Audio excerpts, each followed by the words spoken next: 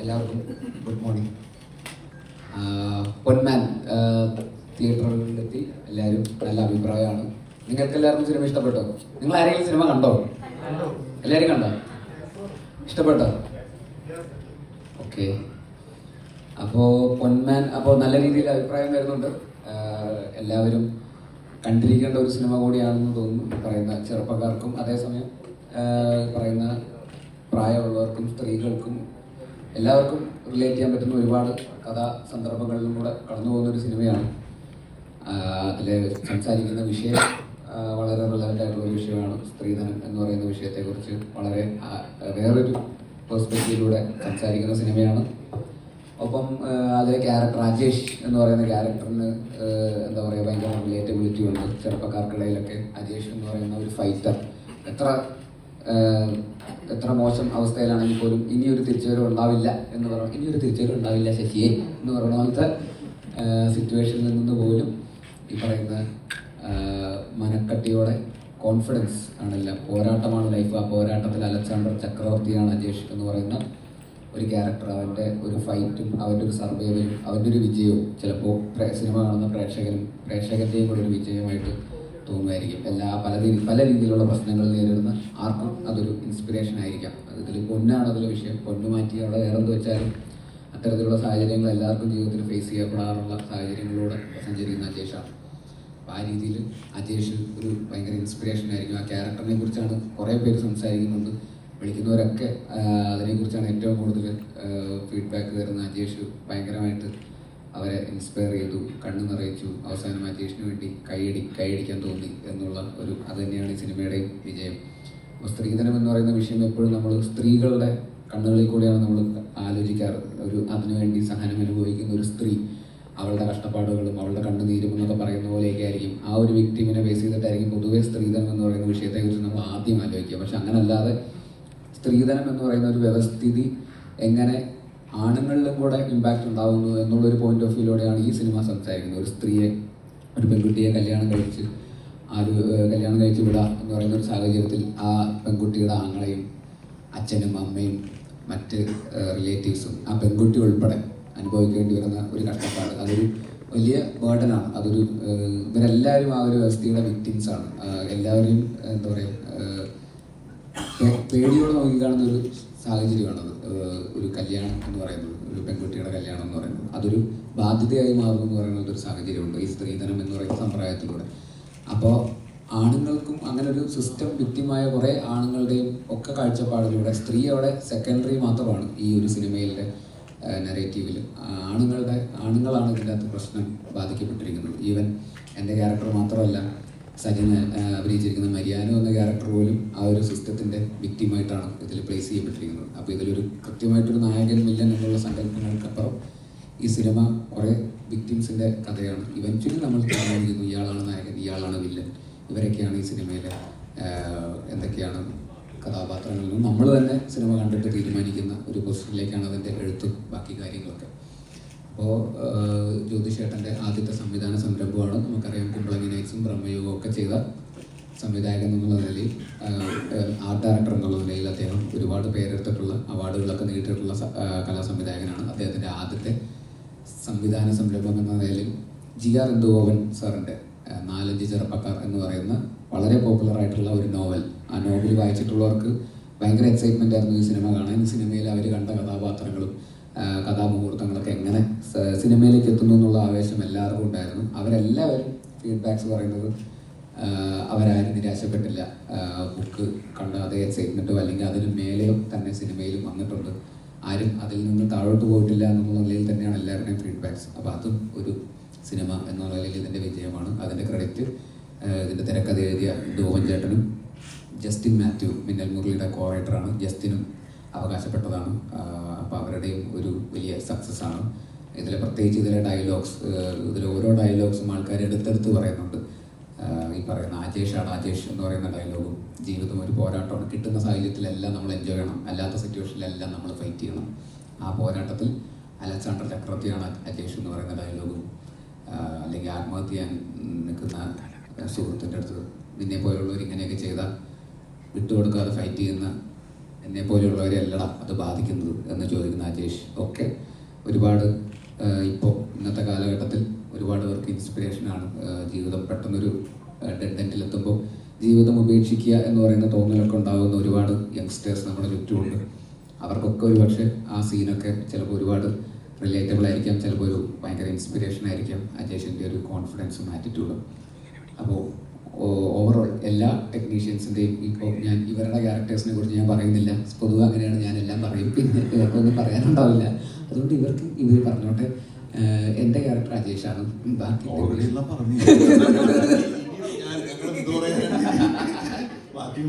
നിങ്ങളത് വലിയ എളുപ്പമാക്കല്ലേ. അപ്പോൾ ബാക്കി ടെക്നീഷ്യൻസ് സാനു ജോൺ വർഗീസ്, അദ്ദേഹം വിശ്വരൂപം മുതൽ വലിയ സിനിമകളുടെ ക്യാമറാമാനാണ്. ബദായിഹോ എന്നൊക്കെ പറയുന്ന ഒരുപാട് ഹിന്ദി, തെലുങ്ക് സിനിമകളുടെയൊക്കെ ക്യാമറാമാനാണ്. അദ്ദേഹത്തിൻ്റെ മലയാളത്തിൽ അദ്ദേഹം ആർക്കറിയാം എന്ന് പറയുന്ന സിനിമ ഡയറക്റ്റ് ചെയ്തിട്ടുണ്ട്. അദ്ദേഹമാണ് ഇതിൻ്റെ ക്യാമറ. അദ്ദേഹത്തിൻ്റെ സിനിമാറ്റോഗ്രഫിയെക്കുറിച്ചും കൊല്ലം എന്ന് പറയുന്ന സെറ്റിങ്ങിനെ മനോഹരമായിട്ട് ഒപ്പിയെടുത്തു എന്നുള്ളതിൽ സാനു ചേട്ടനെ കുറിച്ചും നല്ല റെസ്പോൺസസ് ആണ്. മ്യൂസിക് എടുത്തു പറയേണ്ടതാണ്. ജസ്റ്റിൻ വർഗീസിൻ്റെ മ്യൂസിക്, പാട്ടുകളൊക്കെ എല്ലാവർക്കും ഭയങ്കരമായിട്ട് പോപ്പുലറായി വരുന്നു. ഇതിലെ മ്യൂസിക് എല്ലാ മുഹൂർത്തങ്ങളെ ഭയങ്കരമായിട്ട് എലിവേറ്റ് ചെയ്യാനും അതിലെ ഹൈ മൊമെൻറ്റ്സിനെയൊക്കെ നന്നായിട്ട് എലിവേറ്റ് ചെയ്യാനും ഇമോഷണൽ രംഗങ്ങളെയൊക്കെ മനോഹരമായിട്ട് ചിത്രീകരിക്കാനൊക്കെ എലിവേറ്റ് ചെയ്യാനൊക്കെ ജസ്റ്റിന് സാധിച്ചിട്ടുണ്ട്. അപ്പോൾ ജസ്റ്റിൻ്റെയും വൺ ഓഫ് ദ ബെസ്റ്റ് വർക്കുകളായിട്ടാണ് ആൾക്കാർ സംസാരിക്കുന്നത്. അപ്പോൾ എല്ലാം കൊണ്ടും ഒരു നല്ല സെറ്റ് ഓഫ് ടെക്നീഷ്യൻസിൻ്റെയും ഒരുപാട് നല്ല സെറ്റ് ഓഫ് ആക്ടേഴ്സിൻ്റെയും ഒക്കെ ഒരു കംപ്ലീറ്റ് പാക്കേജ് ആയിട്ടാണ് ഇപ്പോൾ സിനിമ വന്നിരിക്കുന്നത്. അങ്ങനെയാണ് ഇതിൻ്റെ റെസ്പോൺസസ്. തീർച്ചയായിട്ടും എല്ലാവരും കാണാൻ അത്രയും കോൺഫിഡൻസ് കൂടെ ഞങ്ങൾ പറയുകയാണ്. ഇതൊരു നല്ല സിനിമയായിരിക്കും. ഇനി കാണാത്തവർക്ക് തീർച്ചയായിട്ടും നിങ്ങൾ ആരെയും നിരാശപ്പെടുത്താത്ത നല്ലൊരു സിനിമയായിരിക്കും പൊന്മാൻ.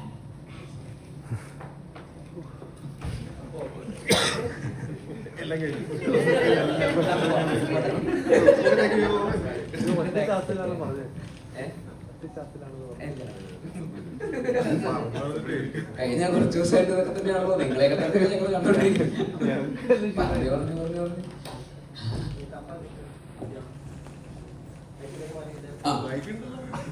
എനിക്ക് കൈമാറുന്ന കഴിഞ്ഞില്ല. ഞാൻ കൈമാറാനാണോ?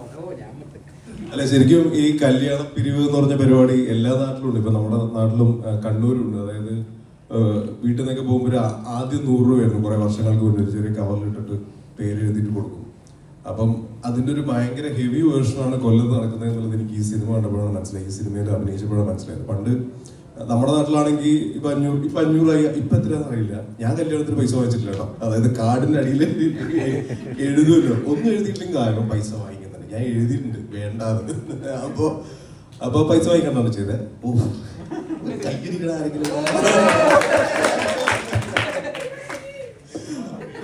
അല്ല സീരിയസ് ആയിട്ട് പറഞ്ഞ കാരണം എന്താ വെച്ചാൽ നമ്മള് ഈ കല്യാണത്തിന്റെ തലേ ദിവസം അല്ലെങ്കിൽ കല്യാണത്തിന് അന്ന് ഈ രാത്രിക്ക് ഒരാൾ ഇരിക്കും ഇത് എഴുതി വെക്കാൻ വേണ്ടിട്ട്. എഴുതി വെച്ചിട്ട് അത് എത്രയാണ് ഒരു ബുക്കിൽ ഒരു എനിക്ക് തോന്നുന്നു 500 പേജിലെ ബുക്ക് നിറച്ചു ചിലപ്പോൾ ഉണ്ടാവും. അത്രയും പൈസ കിട്ടുന്നുണ്ടാവുമായിരിക്കും. അത് തിരിച്ചു കൊടുക്കണം, അല്ലെങ്കിൽ അത്രയും വാങ്ങിച്ചു നേരിട്ട് തിരിച്ചു കൊടുക്കണം എന്നുള്ളത് ഈ സിനിമയിൽ ഭയങ്കര വ്യക്തമായിട്ട് കാണിക്കണം. നമുക്ക് നാട്ടിൽ അങ്ങനെയില്ല. നാട്ടില് ശരിക്കും പറഞ്ഞാൽ ഒരു മര്യാദയുടെ പുറത്ത് കൊടുക്കുന്നു എന്നുള്ളത് മാത്രമേ ഉള്ളൂ. പക്ഷെ അത് ചെയ്യാൻ പാടില്ല എന്നുള്ളതാണ്. എന്റെ വീട്ടിൽ നിന്ന് ഇപ്പൊ കൊടുക്കുന്നില്ല എന്ന് വിചാരിക്കുന്നുണ്ട്. ഞാൻ കൊടുക്കാറില്ല, വായിക്കാറില്ല.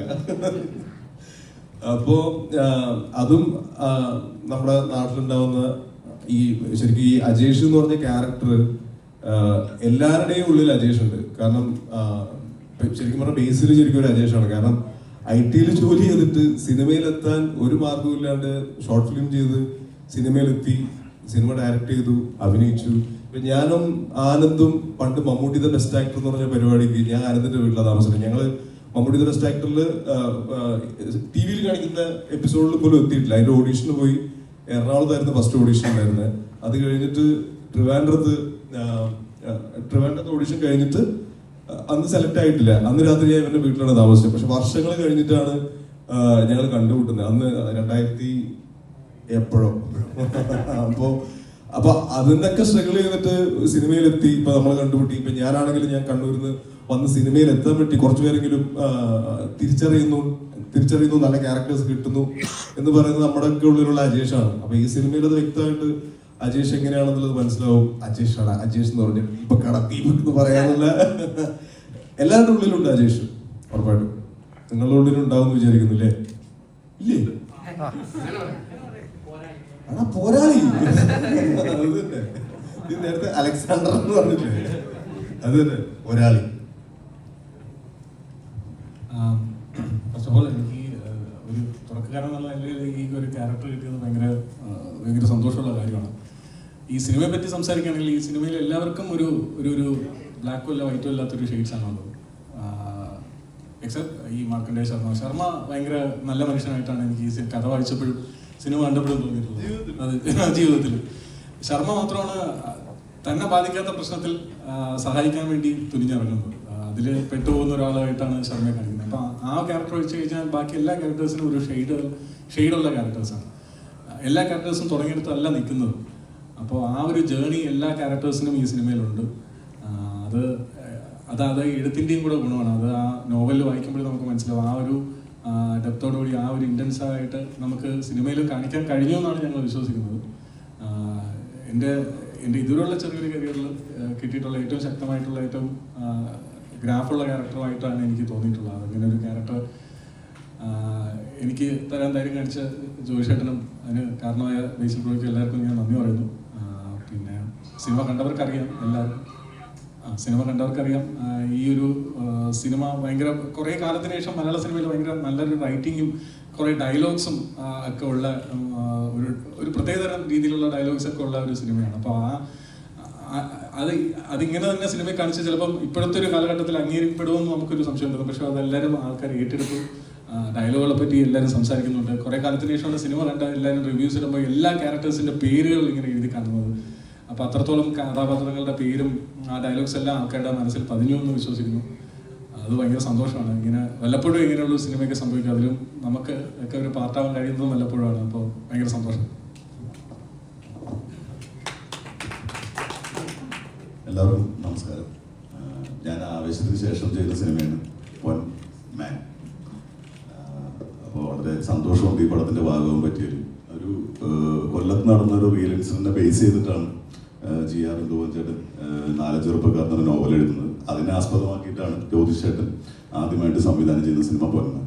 അപ്പോൾ അത് ഒരു നോവല് സിനിമയാക്കുന്നത് ചിലപ്പോൾ എപ്പോഴും സംഭവിക്കുന്ന ഒരു കാര്യമല്ല. അപ്പോൾ അതിൻ്റെ ഒരു ഭാഗമാകാൻ പറ്റി അത് നല്ല രീതിയിൽ അഭിപ്രായം കേൾക്കുന്നു.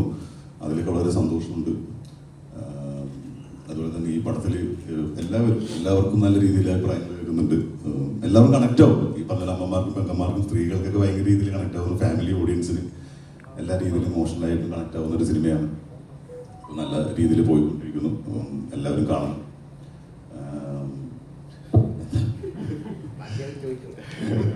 അപ്പം അങ്ങനെയൊക്കെയാണ് കാര്യങ്ങൾ. വളരെ സന്തോഷം.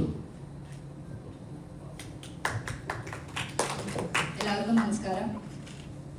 ഞാൻ ഈ പൊന്മാൻ്റെ കഥ കേൾക്കുമ്പോഴോ അല്ലെങ്കിൽ 4 ചെറുപ്പക്കാരെന്ന് പറഞ്ഞ നോവൽ അതിനുശേഷം വായിക്കുമ്പോഴോ ഉണ്ടായിരുന്ന അതേ എക്സൈറ്റ്മെൻറ്റോട് കൂടി തന്നെയാണ് ഇപ്പോൾ സിനിമ റിലീസായിട്ടും ഇവിടെ പ്രസ് മീറ്റിന് നിങ്ങളുടെ മുമ്പിൽ ഇരിക്കുമ്പോഴും എനിക്ക് അതേ എക്സൈറ്റ്മെൻറ്റ് തന്നെയാണ്. സിനിമ അത്രയും നന്നായിട്ട് വന്നിട്ടുണ്ട്. നമ്മൾ പ്രിവ്യൂ കണ്ടപ്പോൾ തന്നെ നമുക്കൊരു കോൺഫിഡൻസ് ഉണ്ടായിരുന്നു. നിങ്ങളോട് എല്ലാവരോടും അത് തന്നെയാണ് പറയാനുള്ളത്. സിനിമ വളരെ നന്നായിട്ട് വന്നിട്ടുണ്ട്.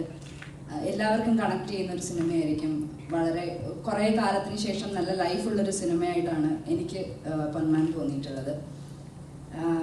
ഇപ്പോൾ ഇവരെല്ലാവരും സംസാരിച്ച പോലെ ഇത് സ്ത്രീകൾക്കായാലും പുരുഷന്മാർക്കായാലും എല്ലാവർക്കും പല രീതിയിൽ കണക്ട് ചെയ്യാൻ പറ്റുന്ന സിനിമയാണ്. സ്ത്രീകൾക്ക് പ്രത്യേകിച്ച് ഇത് പൊന്ന് എന്നുള്ള വിഷയത്തെക്കുറിച്ചാണ് നമ്മൾ സംസാരിക്കുന്നത്, അല്ലെങ്കിൽ ഫാമിലീസിന്. അപ്പോൾ അവർക്ക് എല്ലാവർക്കും തീർച്ചയായിട്ടും ഇത് മനസ്സിലാക്കാൻ പറ്റും, ചിന്തിക്കാൻ പറ്റും ഇതിൽ നമ്മൾ പറഞ്ഞിരിക്കുന്ന കാര്യത്തെപ്പറ്റി. ഈ സിനിമ കണ്ടിറങ്ങുമ്പോൾ തീർച്ചയായിട്ടും എല്ലാ ഫാമിലീസിലും ഇതിനെപ്പറ്റി ഒരു ചർച്ച ഉണ്ടാവും, അല്ലെങ്കിൽ ചെറിയ രീതിയിലെങ്കിലും ഒരു ഡിസ്കഷൻ ഉണ്ടാവും എന്നുള്ളൊരു കോൺഫിഡൻസ് ഉണ്ട്. അത് തന്നെയാണ് ഈ ഒരു സിനിമയുടെ വിജയം എന്ന് ഞങ്ങൾ പ്രതീക്ഷിക്കുന്നു. അപ്പോൾ എല്ലാവരും സിനിമ തിയേറ്ററിൽ തന്നെ പോയി കാണുക, ഞങ്ങളെ സപ്പോർട്ട് ചെയ്യുക. Thank you. പിന്നൊരു കാര്യം എന്ന് വെച്ചാൽ ഈ സിനിമ കണ്ടതിന് ശേഷം ഈ 4 ചെറുപ്പക്കാരെന്നുള്ള നോവല് പിന്നെ വായിക്കുമ്പോൾ നമ്മുടെയൊക്കെ ഫേസ് ആയിരിക്കും അവർക്ക് കിട്ടുന്നതെന്ന് വിചാരിക്കുന്നു. അതും ഭയങ്കര ഭാഗ്യമായിട്ട് തോന്നുന്നു. ശരിയല്ലേ? പുതിയ പതിപ്പിന്റെ കവറിൽ ബേസിൽ ബ്രോയുടെ ഫോട്ടോയാണ്. സൈഡിൽ ഞങ്ങളുടെ ഇവിടെ വെക്കായിരുന്നു. പടം റിലീസാകുന്ന ദിവസം താങ്കൾ ന്യൂസ് ചാനലിലെ ഗസ്റ്റ് ആയിട്ട് വരികയാണ്. അപ്പോൾ നിങ്ങളോട് പറഞ്ഞ സമയത്ത് ഒരു കുട്ടിയുടെ മരണവുമായിട്ട് ബന്ധപ്പെട്ട വാർത്ത കയറി പോകുന്നു. ആ സമയത്തൊന്നും ഞാൻ കയറാൻ പറ്റുന്നില്ല, ഫ്ലോറിലേക്ക് കയറാൻ പറ്റില്ല. 9:30 ഷോയ്ക്ക് കയറണം. പക്ഷെ ഞാൻ കണ്ട ഏറ്റവും കൂൾ മാനായിട്ട് നിങ്ങൾ അവിടെ ഇരിക്കുന്നു. ജീവിതത്തിൽ സിനിമ ഇരിക്കുന്നത് കാരണം ഫസ്റ്റ് ഷോ പടം കാണാൻ പോകണം പറഞ്ഞു വെച്ച ന്യൂസ് ചാനലിലെ ഗസ്റ്റായിട്ട് വന്നിട്ട് അവിടെ ഒരു പെട്ടെന്ന് നമ്മൾ ഞെട്ടിക്കുന്ന വാർത്ത കാരണം കയറാൻ പറ്റുന്നില്ല. ഞാൻ നോക്കുമ്പോൾ ബേസിൽ ജോസഫ് നല്ല കൂൾ മാനായിട്ടിരിക്കുന്നു. ജീവിതത്തിൽ സിനിമയിൽ ഇങ്ങനെയാണോ? ഒരു പടം റിലീസാവുന്ന ദിവസം നമുക്ക് ഫസ്റ്റ് ഷോയ്ക്ക് പോകണം, ഇവിടെ ഗസ്റ്റായിട്ട് കയറാൻ പറ്റില്ല, ബട്ട് നോ ടെൻഷൻ. ബ്രേക്ക്ഫാസ്റ്റ് കിട്ടുമെന്ന് സിനിമയെ കുറിച്ച് നല്ല ടെൻഷൻ ഉണ്ടായിരുന്നു. സിനിമ കാണാൻ പോകുന്നതിന്റെ ടെൻഷൻ എന്തായാലും ഉണ്ട്. അല്ലാതെ നിങ്ങളുടെ പ്രോഗ്രാം എന്തായാലും നിങ്ങൾക്ക് അതിൻ്റെതായിട്ടുള്ള പ്രയോറിറ്റീസ് ഉണ്ടാവുമല്ലോ. അതങ്ങനെ ഒരു ഭയങ്കര ഇമ്പോർട്ടൻ്റ് ആയിട്ടുള്ള ന്യൂസ് നിങ്ങൾക്ക് കൊടുക്കുക എന്ന് പറയുന്ന സാഹചര്യത്തിൽ നമുക്ക് അവിടെ കയറി ഒന്ന് വെയിറ്റ് ചെയ്ത് മാത്രമേ ഉള്ളൂ. ജീവിതത്തിൽ കൂളാണ്, മാക്സിമം കൂളായിട്ടിരിക്കാനാണ് നോക്കുന്നത്. എന്നാലും ഉള്ളിൽ നല്ല ടെൻഷനുണ്ട്, പുറത്ത് കാണിക്കുന്നില്ലെന്നേ ഉള്ളൂ. ഈ വാച്ചൊക്കെ അതിന് വേണ്ടിയിട്ടുള്ളതാണ്. ഇടയ്ക്കിടയ്ക്ക് ഇങ്ങനെ നോട്ടിഫിക്കേഷൻ വരും, കുറച്ച് ഡീപ് ബ്രത്ത് എടുക്കും, ഒരു സൂര്യൻ്റെ മുമ്പിൽ പോയി കുറച്ച് ശ്വാസം അകത്തോട്ട് വെച്ച് പുറത്തോട്ട് വിടും, ഇങ്ങനെ ടെൻഷൻ അടിക്കലെന്ന് നോട്ടിഫിക്കേഷൻ വരും ഇടയ്ക്കിടയ്ക്ക്. സ്ട്രെസ്സിനൊന്നും ഒരു കുറവുമില്ല. ഇന്നിങ്ങനെയൊക്കെ അങ്ങ് പോകുന്നു.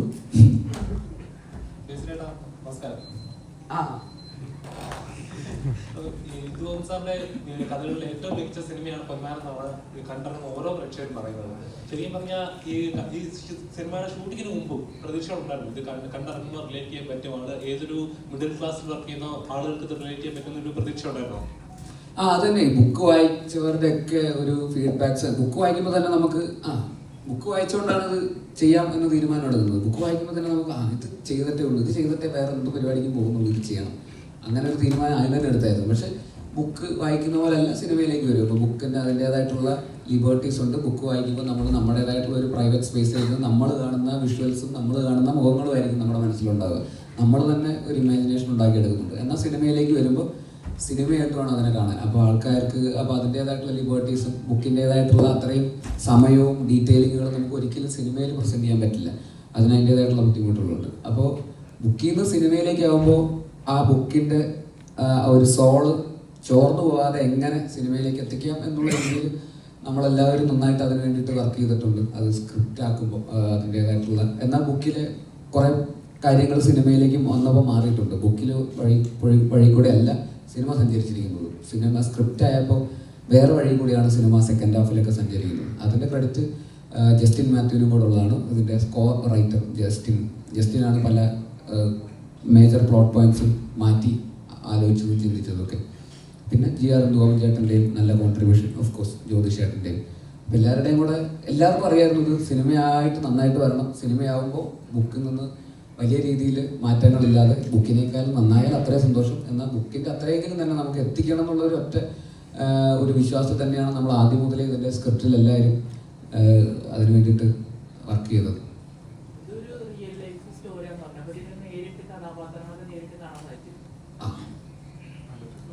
ഒരു കാര്യം പറയാനുണ്ട്, വിട്ടുപോയായിരുന്നു.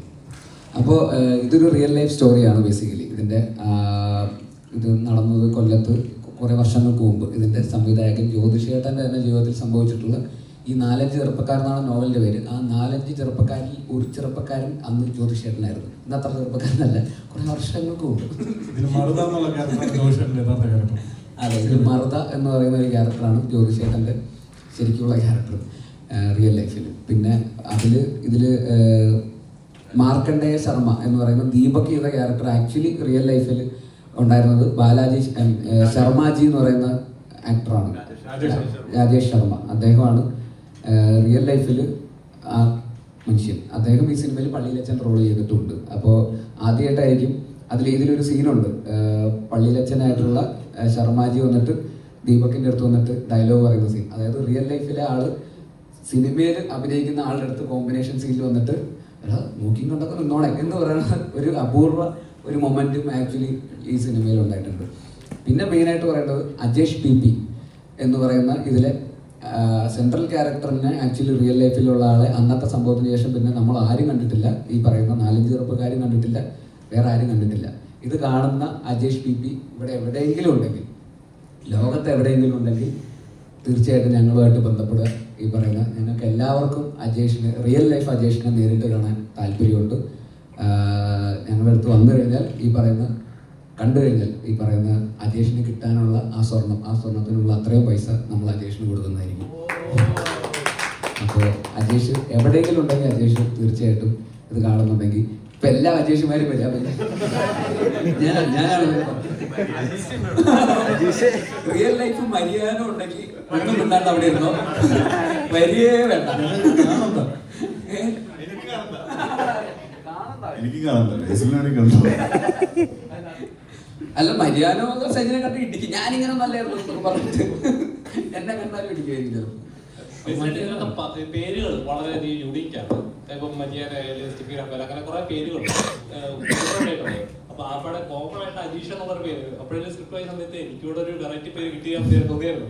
ഇല്ല, അത് ക്യാരക്ടർ ആക്ച്വലി തീരദേശ മേഖലയിൽ നടക്കുന്ന കഥയായതുകൊണ്ട് അവിടുത്തെ ഒരു കൾച്ചറിന്റെ ഭാഗമാണ് ഇങ്ങനത്തെ പേരുകൾ. അങ്ങനത്തെ ഒരു ലാറ്റിൻ കാത്തലിക് കമ്മ്യൂണിറ്റി ഒക്കെ ഉള്ളതുകൊണ്ട് അവർക്ക് എല്ലാവർക്കും ഇങ്ങനത്തെ സ്റ്റൈലൈസ്ഡ് ആയിട്ടുള്ള പേരുകളാണ്. ടെറൻസ് ബ്രൂണോ, ഈ പറയുന്ന Mariano Roberto, Steffi Graf, Jack Devasi, Brosh, Markande Sharma എന്നൊക്കെ പറയുന്ന പേരുകളാണ്. അപ്പോൾ അവരുടെ ഇടയിലേക്ക് പുറത്തുനിന്ന് വരുന്ന കയറുന്ന ഒരാളാണ് അജേഷ്. അപ്പോൾ അജേഷിന് ആ പേര് സ്യൂട്ടബിൾ ആവില്ല. അജേഷ് വേറെ സിറ്റിയിൽ അവിടെ കൊല്ലം ടൗണിൽ നിൽക്കുന്ന ഒരു ക്യാരക്ടറാണ്. അപ്പോൾ പുള്ളി ഈ കൾച്ചറുമായിട്ട് ബന്ധപ്പെട്ടിട്ടുള്ള ആളല്ല. അപ്പോൾ അജേഷിന് അപ്പോൾ അതുകൊണ്ട് വേറൊരു പേര്, അജേഷിന് കുറച്ച് അങ്ങനത്തെ വ്യത്യസ്തമായ പേരിട്ടിരുന്നെങ്കിൽ പക്ഷെ ആ ഒരു സ്ട്രേഞ്ചറായിട്ട് ഫീൽ ചെയ്യില്ല. അതെ അതെ. ആളുകൾക്ക് ഒരു എക്സ്പെക്ടേഷൻ ഉണ്ട്. അതായത് ഒരു ഹ്യൂമർ കഥാപാത്രം വന്ന് സ്ക്രീനിൽ കുറെ നേരം നിന്നതിന് ശേഷം ഒരു സീരിയസ് ആയിട്ടുള്ള ഒരു ഡയലോഗ് പറഞ്ഞിട്ട് പെട്ടെന്ന് പോകുന്ന അല്ലെങ്കിൽ ഒരു മെസ്സേജ് തന്നു പോകുന്ന ഒരു ക്യാരക്ടറായിട്ട് എനിക്ക് ആളുകൾ എക്സ്പെക്ട് ചെയ്യുന്നത്. അത് ബ്രേക്ക് ചെയ്യാനായിട്ട് ഒരു കഥാപാത്രമാണ് പൊന്മാനിലെ കഥാപാത്രമായിട്ട് അങ്ങനെ ഫീൽ ചെയ്തോ? എനിക്ക് എൻ്റെ ആക്ടിങ് കരിയറിൽ എനിക്ക് കിട്ടിയിട്ടുള്ള ഏറ്റവും നന്നായിട്ട് എഴുതപ്പെട്ടിട്ടുള്ള ഏറ്റവും ബെസ്റ്റായിട്ട് എഴുതപ്പെട്ടിട്ടുള്ള ക്യാരക്ടറാണ് അജേഷ്. ബാക്കി ക്യാരക്ടേഴ്സ് ഒന്നും അങ്ങനെ എഴുതിയിട്ടില്ല എന്നല്ല ഞാൻ പറയുന്നത്. എല്ലാത്തിനും അതിൻ്റെതായിട്ടുള്ള ഫ്ലേവേഴ്സ് ഉണ്ടായിരുന്നു. പക്ഷെ ഏറ്റവും ബെസ്റ്റായിട്ട് എഴുതപ്പെട്ടിട്ടുള്ള അത് ഈ ലിറ്ററേച്ചറിനെ കൂടെ ഗുണമാണ്. ഒരു നോവലിൽ അതിനെക്കുറിച്ച് അത്രയും ആധികാരികമായിട്ട് എഴുതിയിട്ടുണ്ട് ആ അജേഷ് എന്ന് പറയുന്ന ക്യാരക്ടറിൻ്റെ എല്ലാ ലേയേഴ്സും. പക്ഷെ സിനിമയിലേക്ക് വരുമ്പോൾ അത്രയും നമുക്ക് അറിയാമല്ലോ ആ ക്യാരക്ടറിനെ കുറിച്ച്. ഫുൾ ക്യാരക്ടർ സ്റ്റഡി തന്നെയാണല്ലോ ആ നോവലും. അപ്പോൾ അതുകൊണ്ട് എനിക്ക് അഭിനയിക്കുമ്പോഴും അത് ഭയങ്കരമായിട്ട് ഗുണം ചെയ്തിട്ടുണ്ട്. അത്രയും നന്നായിട്ട് എഴുതിയിട്ടുള്ള ഒരു ക്യാരക്ടറായിട്ടുള്ള ഒരു അഡ്വാൻറ്റേജ് ആണ്. അപ്പോൾ ബാക്കി സിനിമകളിലൊക്കെ ക്യാരക്ടേഴ്സ് വെൽ റിട്ടൺ ആണ്. എന്നാൽ പോലും ഏറ്റവും അധികം ലെയേർഡായിട്ടും ഡെപ്തിൽ എഴുതിയിട്ടുള്ള ഒരു ക്യാരക്ടർ അജേഷിൻ്റെതാണ്. അതുകൊണ്ടും കൂടെയാണ് ആ ക്യാരക്ടർ ആൾക്കാർക്ക് ഇത്രയും എന്താ പറയുക ബെസ്റ്റായിട്ട് ഏറ്റവും നന്നായിട്ട് ചെയ്ത ക്യാരക്ടറായിട്ട് തോന്നുന്നു, ഏറ്റവും നന്നായിട്ട് അഭിനയിച്ച സിനിമയായിട്ട് തോന്നുന്നു എന്നൊക്കെ തോന്നാനുള്ള കാരണം ആ ക്യാരക്ടർ അത്രയും നന്നായിട്ട് എഴുതപ്പെട്ടിട്ടുള്ളതും കൂടെ തന്നെയാണ്. സഞ്ജയനെ കാണുമ്പോൾ നമ്മൾ സ്ക്രീൻ കാണുമ്പോൾ ഏകദേശം ഒരു വില്ലനായിട്ട് തന്നെ നമുക്ക് തോന്നുന്നു. അങ്ങനെയാണ് സ്ക്രീനിൽ കാണുന്നത്. അപ്പം വില്ലനെ വളർത്തിയടിക്കുന്ന ഒരു ആക്ഷൻ ഹീറോ ആയിട്ടോ അല്ലെങ്കിൽ ഒരു മസിൽ പവർ കാണിക്കുന്ന ഒരു ഹീറോ ആയിട്ടോ ബേസിൽ നമുക്ക് ഒരിക്കലും ഇമാജിൻ ചെയ്യുന്നത് എങ്ങനെ ഉണ്ടായിരുന്നു? ആ ഒരു സ്ക്രീൻ സ്പേസ് വളർത്തിയടിക്കുന്ന ഒരു വില്ലനെ വളർത്തിയടിക്കുന്ന ഒരു നായകനായിട്ടല്ല തോന്നുന്നത്. അല്ല, അങ്ങനെ ഒരിക്കലും വർക്കാവില്ല. ഞാൻ മുമ്പ് പറഞ്ഞു, ഞാൻ KGF മറ്റേ വില്ല് വയലൻസ് എന്ന് പറഞ്ഞ് ഞാൻ വന്നു കഴിഞ്ഞാൽ ആൾക്കാർ എന്ന് പറയും. അപ്പോൾ ആ തിരിച്ചറിവ് നിങ്ങളെക്കാൾ നന്നായിട്ട് എനിക്കുണ്ട്. അപ്പോൾ അതുകൊണ്ട് ഞാനത് ചെയ്യില്ല. ഇല്ലെങ്കിൽ പിന്നെ ഞാൻ മറ്റേ കരാട്ടെ മാർഷൽ ആർട്സ് ഒക്കെ പഠിച്ച് ആദ്യത്തെ സീനിൽ തന്നെ അങ്ങനെ മാസമായിട്ടുള്ള റോളാണെങ്കിൽ അങ്ങനെ പഠിച്ചു വന്ന് കാണുന്നവർക്ക് തോന്നണം ഇവൻ ചിലപ്പോൾ 4 ആളെ ഇടിക്കാൻ സാധ്യതയുണ്ട് എന്ന് തോന്നുന്ന ടൈപ്പ് ഓഫ് ഒരു ക്യാരക്ടറും അതിനുള്ള കഴിവ് എനിക്കും കൂടെ ഉണ്ടെന്ന് തോന്നിക്കഴിഞ്ഞാൽ ഞാൻ ചെയ്യുമായിരിക്കും. പക്ഷെ അല്ലാത്ത സാഹചര്യത്തിൽ ഞാൻ സച്ചിന്റെ മുമ്പിൽ നിന്ന് കഴിഞ്ഞാൽ എന്നത് ഇങ്ങനെ തൂക്കിയെടുത്ത് അങ്ങനെ എറിഞ്ഞാൽ മതി എന്ന് പറയും. അപ്പൊ അത് ഒരിക്കലും പ്രാക്ടിക്കൽ ആവില്ല. അപ്പൊ ആ സാഹചര്യത്തിൽ കഥയിൽ എങ്ങനെയാണ് നമുക്ക് അതിൻ്റെ അകത്ത് അങ്ങനെ ഒരു ഹീറോയിസം എങ്ങനെയാണ് വർക്കൗട്ട് ചെയ്യുക, സ്ക്രിപ്റ്റിലൂടെ എങ്ങനെയാണ്, കഥയിലൂടെ എങ്ങനെയാണ്, ക്യാരക്ടറിലൂടെ എങ്ങനെയാണ് അത് സഞ്ചരിക്കുക എന്ന് പറയുന്ന ആ ഒരു ഫോർമാറ്റ് ആയതുകൊണ്ട് തന്നെയാണ് അത് അവസാനം വരെയും. ഇപ്പോൾ ആക്ഷനോ എന്തെങ്കിലും ഉണ്ടെങ്കിൽ തന്നെ ഒരിക്കലും മറ്റേ ഇടിക്കുക എന്നുള്ള ആക്ഷനൊന്നും അല്ല, അത് സ്ട്രഗിളാണ്. കടിക്കുക, മാന്തുക, അതൊക്കെയാണ് നമ്മുടെ ആക്ഷൻ.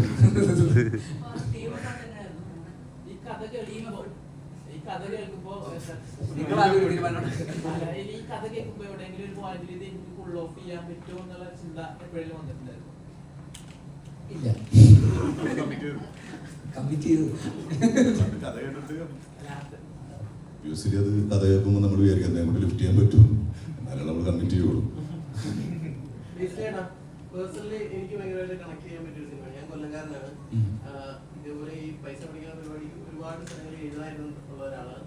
എന്റെ കല്യാണത്തിന് ഇങ്ങനെയുള്ള കലാപരിപാടികളൊന്നും വേണ്ടെന്ന് തീരുമാനിച്ചത്. കല്യാണ ലെറ്ററൊക്കെ അടിക്കുന്ന സമയത്ത് ഞങ്ങളുടെ അവിടെ സ്വീകരണം ഇന്ന ഡേറ്റിലാണ്.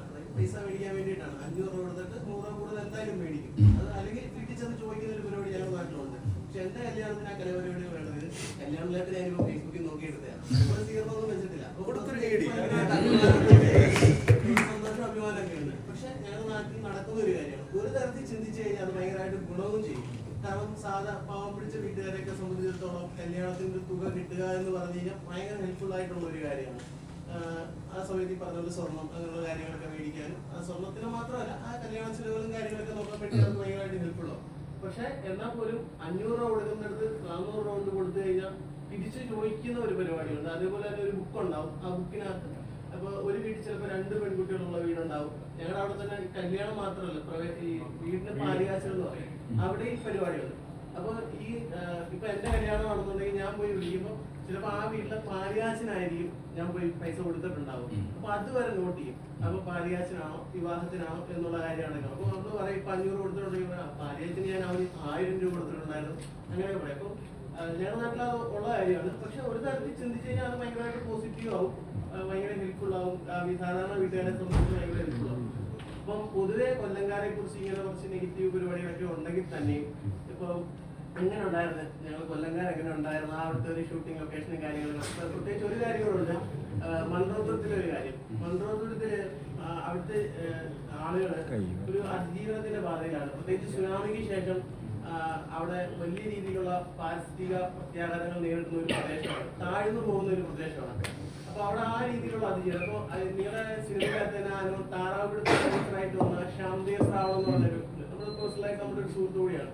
അദ്ദേഹമൊക്കെ അവിടുന്ന് വീട് വിട്ടു പോകേണ്ട ഒരു സാഹചര്യം വരെ വന്നിട്ടുണ്ട്. അദ്ദേഹത്തിന്റെ പുതിയ വീട്ടിൽ അദ്ദേഹം വീട് മാറി, എന്നിട്ട് മൺറോത്തുരത്തിന്റെ മറുകരയിലേക്ക് താമസം മാറിയ പോലും പഴയ വീടിന്റെ ആ ദുരന്തപൂർണമായ ഫോട്ടോ അദ്ദേഹം ഫ്രെയിം ചെയ്ത് വെച്ചിട്ടുണ്ട് പഴയത്. അപ്പൊ ഒന്ന് ആലോചിച്ചു, ആ നാട്ടുകാരുടെ ആ സ്വന്തം മണ്ണിനോടുള്ള അത്രയും ഇഷ്ടം കൊണ്ടായിരിക്കുമല്ലോ സ്വന്തം വീടിന്റെ ഫോട്ടോ എടുത്ത് പഴയ വീടിന്റെ ഫോട്ടോ പുതിയ വീട്ടിൽ ഫ്രെയിം ചെയ്ത് വെച്ചാൽ. അപ്പൊ അത്രയും കണക്ട് ആണ് മൺറോത്തുരത്തിലെ ഓരോ നിവാസികളും ആ പ്രദേശത്തോടുകൂടി.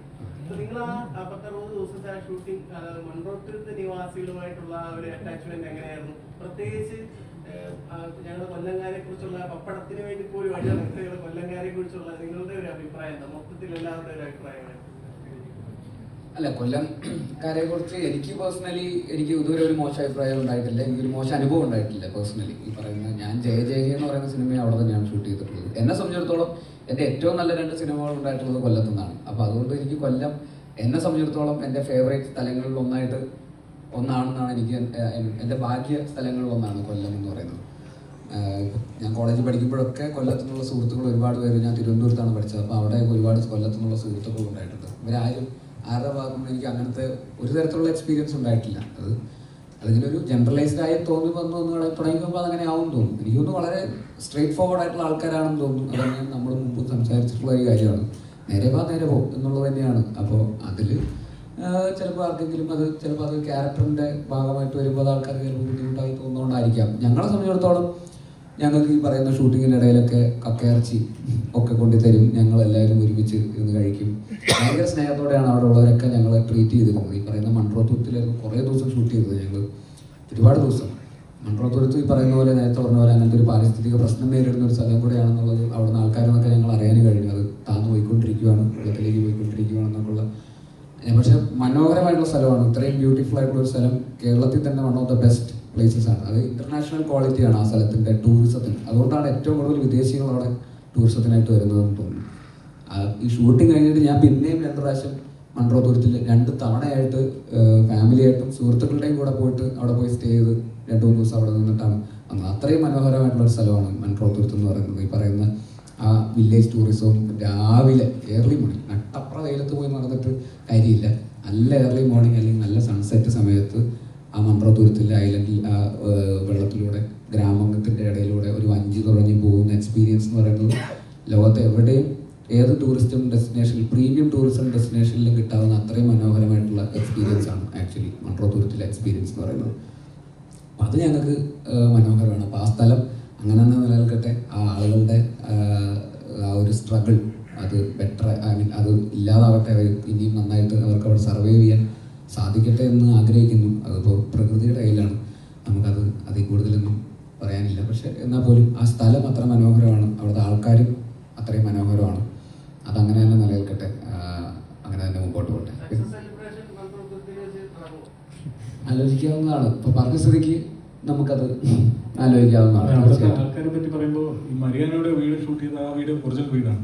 അപ്പൊ ആ വീട്ടിലുള്ള ആൾക്കാർക്ക് ആകെ ചെറിയ വീടാണ്, ആ വീട്ടിലുള്ള ആൾക്കാർ നമുക്ക് വേണ്ടി അത്രയും സഹകരിച്ചു എന്നുള്ളതാണ്. ആകെപ്പാടെ 2 റൂമേ ഉള്ളൂ. അതിൻ്റെ ഇടയിൽ നമ്മൾ ഷൂട്ടായിരുന്നു രാവിലെയും രാത്രിയും ഒക്കെ. തൊട്ടപ്പുറത്തെ വീട്ടിൽ പോയിട്ടാണ് കിടന്നുറങ്ങിയത്. നമ്മളെ വീട്ടിൽ ഷൂട്ട് ചെയ്യുമ്പോൾ ഫുൾ വീട്ടിൽ എല്ലാവരും അല്ലേ അത്രത്തോളം അവർ നമ്മുടെ അടുത്ത് സഹകരിച്ചിട്ടുണ്ട്. അപ്പോൾ അതൊക്കെ എങ്ങനെ കൊല്ലത്തിന്റെ ആദ്യത്തെ വലിയ ആ വേലിയേറ്റ പ്രശ്നം ചെറിയ രീതിയിലൊന്ന് അഡ്രസ് ചെയ്യുന്നുണ്ട് സിനിമയിലുണ്ടത് വെള്ളം അപ്പം ആവേശം കഴിഞ്ഞിട്ട് നേരിട്ട് ഇങ്ങോട്ട് വരാന്ന് പറഞ്ഞു. അപ്പം അമ്പാനെന്ന ക്യാരക്ടർ ശരിക്കും ആൾക്കാരുടെ മനസ്സിനുള്ളിൽ കിടക്കുന്നുണ്ട്. അപ്പൊ ഈ ക്യാരക്ടറിലേക്ക് വരുമ്പോ എത്രത്തോളം വെല്ലുവിളി ഉണ്ടായിരുന്നു? കാരണം അത് ഷെയ്ഡ് വരരുത്, അല്ലെങ്കിൽ ആൾക്കാരെ ഇത് കണ്ടിട്ട് അമ്പാന്റെ വന്നിട്ടുണ്ടല്ലോ എന്ന് തോന്നുന്നത്. അപ്പൊ എത്രത്തോളം വെല്ലുവിളിയായിരുന്നു ഈ ഒരു ക്യാരക്ടർ എടുക്കുന്നത്? എനിക്ക് അതിലേക്കാളും കൂടുതൽ പേടി എന്താണെന്ന് വെച്ച് കഴിഞ്ഞാൽ, ഈ ബുക്ക് വായിച്ച ആൾക്കാർക്ക് സിനിമ കാണുമ്പോൾ വായിച്ചതിൻ്റെ അത്ര അല്ലെങ്കിൽ ഇത് ഇപ്പം കറക്റ്റ് ആയില്ല അങ്ങനെയൊക്കെ ഒരു വരുമോ, ഇത് പെർഫോമൻസ് അത് വായിച്ചത് ഓരോരുത്തരുടെ പെർസ്പെക്റ്റീവിലാണ് വായിച്ചിരിക്കുന്നത്. അപ്പോൾ സിനിമ എന്ന് പറഞ്ഞാൽ നമ്മുടെ ഒരു ടീമിൻ്റെ പെർസ്പെക്റ്റീവ് ആയിരിക്കും അത് കാണാൻ തോന്നുന്നത്. അപ്പം അങ്ങനെ ഒരു ടെൻഷൻ ഉണ്ടായിരുന്നു. പിന്നെ അതുപോലെ തന്നെ ആവേശത്തിലൊരു ഹ്യൂമർ കോമിക് ക്യാരക്ടറാണ്, എല്ലാവരും മനസ്സിലത് കയറി. ഞാൻ ആ പടം ഷൂട്ട് കഴിഞ്ഞിട്ടാണ് വന്നത്, റിലീസായിട്ടില്ല. അപ്പം നേരെ ഇവിടെ വരുമ്പോൾ ആർക്കും അറിയില്ല ഞാൻ എങ്ങനെ ഇതിലെന്താ ചെയ്തിരിക്കുന്നത്. എനിക്ക് മാത്രമേ അറിയുള്ളൂ ആവേശത്തിലെന്ന് ചെയ്യാൻ അമ്മാൻ്റെ ക്യാരക്ടർ എങ്ങനെയാണ് ചെയ്തതെന്നുള്ളത്. ഇവിടെ വന്ന് മരിയാന ഓൾറെഡി കഥ പറയുമ്പോൾ തൊട്ട് നമുക്കറിയാതെ എങ്ങനെയാണ്. പിന്നെ നോവൽ വായിച്ചപ്പോഴും അതിന് നല്ലൊരു ക്ലാരിറ്റി കിട്ടിയായിരുന്നു. അപ്പോൾ അതിനൊരു ചലഞ്ച് ഉണ്ടായിരുന്നു. പിന്നെ അതുപോലെ തന്നെ ഫിസിക്കലി കുറച്ച് വണ്ണം വെച്ച് അതിന് വേണ്ടിയിട്ട്. പിന്നെ അതുപോലെ തന്നെ തുഴയാൻ പഠിക്കാൻ പോയി. ഞാൻ ഷൂട്ട് തുടങ്ങുന്നതിനൊരു 10 ദിവസം മുന്നേ ലിജോ ഉണ്ടായിരുന്നു. അപ്പോൾ ഞങ്ങൾ രണ്ടുപേരും അവിടെ പോയി. ഞാൻ രാവിലെ ഇതുപോലെ 5:30 ആകുമ്പോഴേക്കും അഷ്ടമുടി കായലിൽ 2 ചേട്ടന്മാരുണ്ടാവും. വലിയ വള്ളം, പല രീതിയിലുള്ള ചെറിയ വള്ളം, വലിയ വള്ളം എല്ലാം തുഴയാൻ പഠിച്ച് പ്രോപ്പറായിട്ട് തുഴഞ്ഞിട്ട് തന്നെയാണ് ഓരോ ഷോട്ടിലും ചെയ്തേക്കുന്നത്. അതുപോലെ ഇങ്ങനെ കെട്ടി വലിക്കുന്ന അങ്ങനെ പരിപാടിയൊന്നും ചെയ്തിട്ടില്ല. അപ്പം അങ്ങനെയുള്ള പ്രിപ്പറേഷനൊക്കെ ചെയ്തിട്ടുണ്ട്. ചെറിയ രീതിയിൽ എന്നെ കൊണ്ട് പറ്റാവുന്ന രീതിയിലുള്ള ഒരു മിനിമലായിട്ടുള്ള കൊല്ലം സ്ലാങ്ങൊക്കെ പിടിച്ചിട്ടുണ്ട്. പിന്നീട് ഇനി അടുത്ത സിനിമകളിലാണെങ്കിൽ അതൊക്കെ പരിഹരിക്കും. ഇപ്പൊ തുടങ്ങിയിട്ടല്ലേ ഉള്ളൂ. അപ്പൊ എല്ലാവരും സപ്പോർട്ടൊക്കെ വേണം. അതായിരുന്നു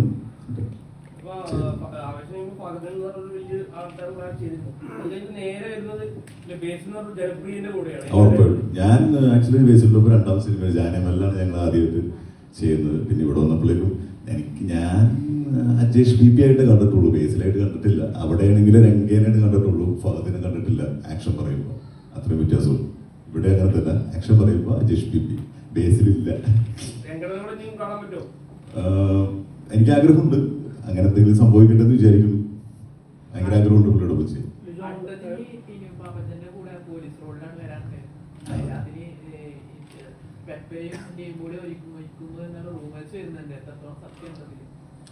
അത് ഒന്നും ഇതിനെപ്പറ്റി പറയാറായിട്ടില്ല. വരുന്ന ആളുകൾ, വേണ്ടപ്പെട്ട ആളുകൾ പറയും എന്ന് വിചാരിക്കുന്നു. ടിൻചേട്ടനാണെങ്കിലും അതിൻ്റെ പ്രൊഡ്യൂസേഴ്സ് ആണെങ്കിലും അവരത് കറക്റ്റായിട്ട് പറയും.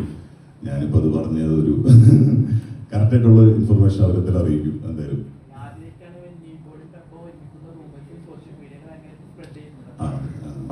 അതെന്തായാലും അതിൻ്റെയൊക്കെ ഒരു ക്ലാരിറ്റി ആ സിനിമ ഉണ്ടാവോ, ആ സിനിമ ഇതാണോ എന്നുള്ളതൊക്കെ ഉടനെ തന്നെ അറിയോ.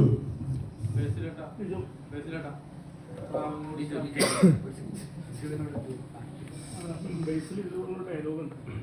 ഇപ്പൊ നിന്റെ മൂത്തൊരു വെട്ടം വെച്ചുണ്ട് ഡയലോഗ്. ആ ഡയലോഗിന് കേട്ടപ്പോൾ അത് ഭയങ്കര രസമായിരുന്നു. ശരിക്കും പറഞ്ഞാൽ പൊന്നില്ലാത്തതാണ് പെൺകുട്ടികൾക്ക് വെട്ടം വെക്കുന്നത് തോന്നുന്നത്.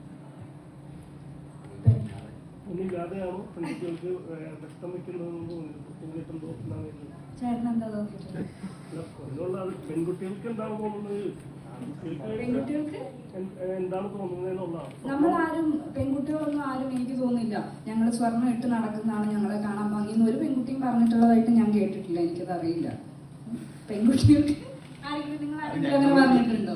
നിങ്ങൾക്ക് ആർക്കെങ്കിലും അങ്ങനെ തോന്നിയിട്ടുണ്ടോ? ഇവിടെ നിൽക്കുന്ന ഏതെങ്കിലും സ്ത്രീകൾക്ക്? പക്ഷേ ഏറ്റവും കൂടുതൽ ഇഷ്ടം ശരിക്കും പറഞ്ഞ പെൺകുട്ടികൾക്കാണല്ലോ സ്വർണ്ണമാണ് ഏറ്റവും കൂടുതൽ ഇഷ്ടം. അതെ, 60s-ലെയും 70s-ലെയും ഒത്തിരി സ്ത്രീകൾ സ്ത്രീധനത്തിന് പേരിൽ ഇപ്പോഴും കല്യാണം കഴിക്കാതെ നിൽക്കുന്നുണ്ട്. അവർ ഈ സിനിമ കാണുമ്പോൾ അവർക്ക് 100% പെയിനായിരിക്കും. കാരണം ലിജോ മോളുടെ ഒരു ക്യാരക്ടർ ഇറങ്ങി പോകാൻ കാണിച്ചൊരു മനസ്സ് അന്ന് അവർക്ക് തോന്നിയില്ല എന്നത്. അന്ന് അങ്ങനെ ഒരു കൾച്ചറേ അല്ല, നമ്മുടെ ഒരു വിഭാഗം അങ്ങനെയല്ല ജനങ്ങൾ ചിന്തിക്കുന്നത്. അവർക്കതൊരു പെയിനായിരിക്കും. അങ്ങനെയുള്ളൊരു ജനത അവർ ചിലപ്പോൾ തിയേറ്ററിൽ സിനിമ കാണുകയായിരിക്കും, ടെലിവിഷനിലായിരിക്കും കാണുമ്പോൾ. അവർ ഈ സിനിമ കാണുമ്പോൾ ഒരു പെയിൻ ഉണ്ടാവും. അവരോട് എന്താണ് പറയാനുള്ളത്?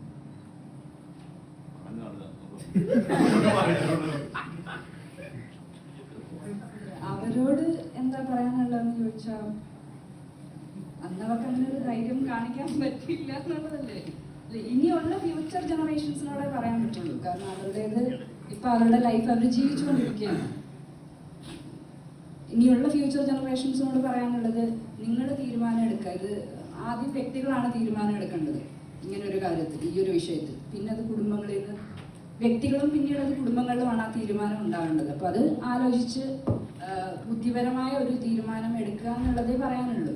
കാരണം നമ്മളിപ്പോൾ ഈ ഒരു സിനിമ ചെയ്തത് കൊണ്ടോ അല്ലെങ്കിൽ ഇങ്ങനെയുള്ള വിഷയങ്ങളെക്കുറിച്ച് നമ്മൾ സംസാരിച്ചത് കൊണ്ടോ ഒറ്റ രാത്രി കൊണ്ട് ഒരു രാത്രി ഇരുട്ടി വെളുക്കുമ്പോഴേക്കും മാറ്റം ഉണ്ടാകുമെന്ന് നമ്മൾ ആരും പ്രതീക്ഷിക്കുന്നില്ല. അങ്ങനെ ഒരു മാറ്റവും ഒരിടത്തും ഉണ്ടായിട്ടില്ല. അപ്പം ഇങ്ങനത്തെ സിനിമകളൊക്കെയും ഇങ്ങനെ ഒരു മാറ്റം കൊണ്ടുവരാനുള്ള ശ്രമങ്ങൾ നടത്തുകയാണ് ചെയ്യുക. അപ്പോൾ അത് ഈ പറഞ്ഞതുപോലെ സിനിമകൾ കാണുമ്പോഴോ അല്ലെങ്കിൽ ഇങ്ങനെയുള്ള കാര്യങ്ങൾ നമ്മുടെ ചുറ്റും നടക്കുന്നതൊക്കെ നമുക്കറിയാം. ഇപ്പം ഈ സിനിമ കൊണ്ടെന്നല്ല, ചുറ്റും നമ്മൾ ദിവസവും അല്ലെങ്കിൽ മാസത്തിൽ ഒരിക്കലെങ്കിലും ഇങ്ങനെയുള്ള ഇൻസിഡൻസ് നമ്മൾ കേൾക്കാറുണ്ട്. അപ്പോൾ ആളുകൾ അവനവൻ സ്വയം ആലോചിച്ച് അതിലൊരു ബുദ്ധിപരമായ അല്ലെങ്കിൽ അവനവന് ശരിയെന്ന് തോന്നുന്ന ഒരു തീരുമാനം എടുക്കുക എന്നുള്ളതേ പറയാനുള്ളൂ എല്ലാവരോടും. അവരെ ജീവിതത്തിൽ ആ സ്ത്രീകളോട് പറയാനുള്ളത് ഇത്രയേ ഉള്ളൂ. ആ സ്ത്രീകൾ ആ സിസ്റ്റത്തിന്റെ ഭാഗമായിരുന്നു. അപ്പൊ അവരതുമായിട്ട് സിങ്കായി അതുമായിട്ട് അങ്ങ് പോവുകയാണ്. അപ്പൊ അവർക്ക് എന്താണ് അവർക്ക് ചെയ്യാൻ പറ്റാത്തതെന്ന് അവർക്ക് ഇതുവരെ മനസ്സിലായിട്ടില്ല. അപ്പൊ ഭാവി അവരുടെ മക്കളോ അല്ലെ അവരുടെ കഴിച്ചിട്ടില്ലെന്നാണ് പറഞ്ഞത്. അങ്ങനെയാണെങ്കിൽ ഓക്കെ, ക്വസ്റ്റ്യൻ മാറി. Sorry, I am sorry.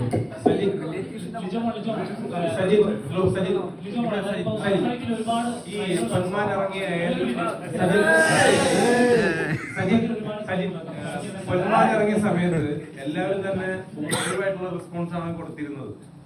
എല്ലാ തരത്തിലും ഫേസ്ബുക്കിൽ നോക്കിയാലും ഓരോ ക്യാരക്ടേഴ്സിനും അതിൻ്റെതായ ഡെപ്ത് അനുസരിച്ച് എഴുത്തുകൾ വരുന്നുണ്ട്, എല്ലാ തരത്തിലും പോസിറ്റീവ് വരുന്നത്.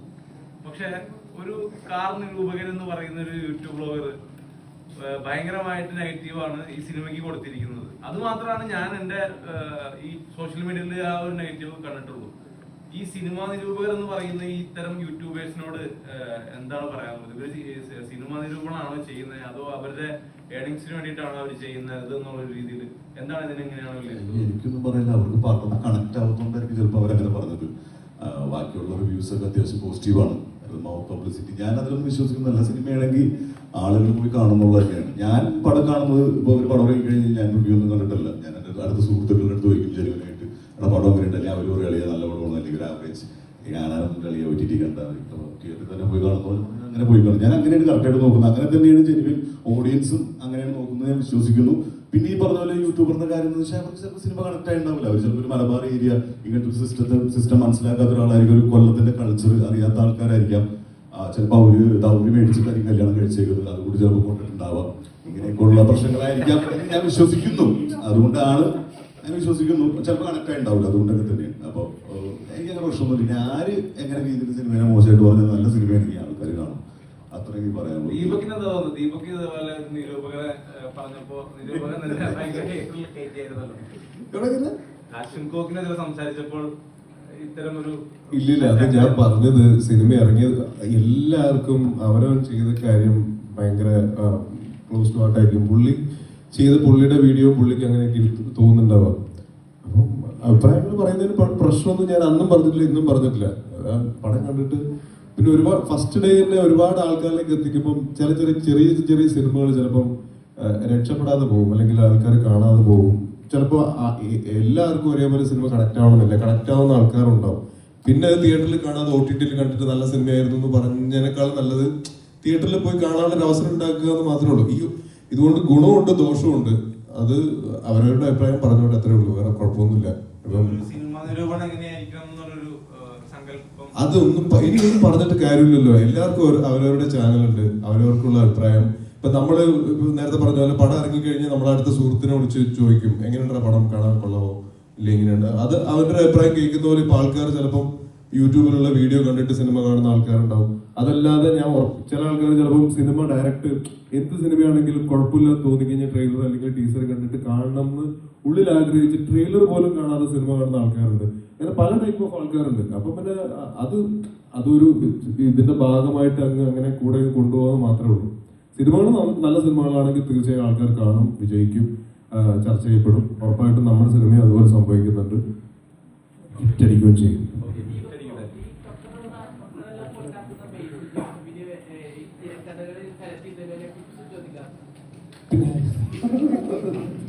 ഇതൊക്കെ അറിയാതെ സംഭവിക്കുന്നതാണ്.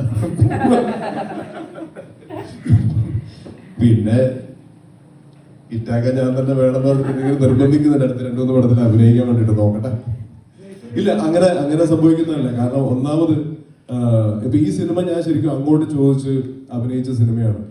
ഈ സിനിമ ഞാൻ നേരത്തെ ഒരു ഇന്റർവ്യൂവിൽ പറഞ്ഞിട്ടുണ്ടായിരുന്നു, ഞാൻ കല്യാണ സമയത്ത് കുറച്ച് സാമ്പത്തിക പ്രശ്നം, അതായത് ഈ മറ്റേ സ്വർണം വായിക്കാനും പരിപാടിയൊന്നുമല്ല, കല്യാണ ചെലവിലുള്ള കുറച്ച് ആവശ്യങ്ങൾക്ക് പൈസ ഇല്ല എന്നുള്ളൊരു അവസ്ഥയിൽ നിൽക്കുന്ന സമയത്താണ് ഞാനിങ്ങനെ എൻ്റെ സുഹൃത്തുക്കൾ അല്ലെങ്കിൽ സിനിമ ചെയ്യുന്ന ആൾക്കാരെ വിളിച്ചിങ്ങനെ ചോദിച്ചുകൊണ്ടിരുന്നത്. അപ്പം വൈശാഖ് എന്ന് പറഞ്ഞൊരു സൗണ്ടിൽ വർക്ക് ചെയ്യുന്ന സ്റ്റേറ്റ് അവാർഡ് കിട്ടിയ അറിയാം. അപ്പൊ അവനെ വിളിച്ച് ഞാൻ ചോദിച്ചു ഇങ്ങനെ. അപ്പം ജോയിച്ചേട്ടന്റെ പടം ഇങ്ങനെ നടക്കുന്നത്. അപ്പൊ ജോയിച്ചേട്ടനെ വിളിച്ച് സംസാരിച്ച് അങ്ങനെയാണ് ആ സിനിമയിൽ എത്തിയത്. അതിന്റെ സ്ക്രിപ്റ്റ്, അതായത് ഞാൻ 4-5 ചെറുപ്പക്കാർ വായിച്ചിട്ടില്ല. നമ്മുടെ ആവശ്യം ചിലപ്പോൾ നമ്മളെ നല്ല രീതിയിൽ കൊണ്ടെത്തിക്കും. ഇപ്പം സൂക്ഷ്മദർശിനി ആണെങ്കിലും അതുപോലെ വന്നതാണ്. ഇപ്പൊ MC ജിതിനായിട്ട് ഞാൻ മുന്നേ പരിചയമുള്ളതാണ്. അപ്പൊ അങ്ങനെ എത്തിച്ചേർന്ന സിനിമകളാണ്. എല്ലാ സിനിമകളും നന്നാവണമെന്നുള്ള സാഹചര്യത്തിനനുസരിച്ച് മാറി വരും. ഇനി പക്ഷെ എല്ലാം ഹിറ്റായിരിക്കും.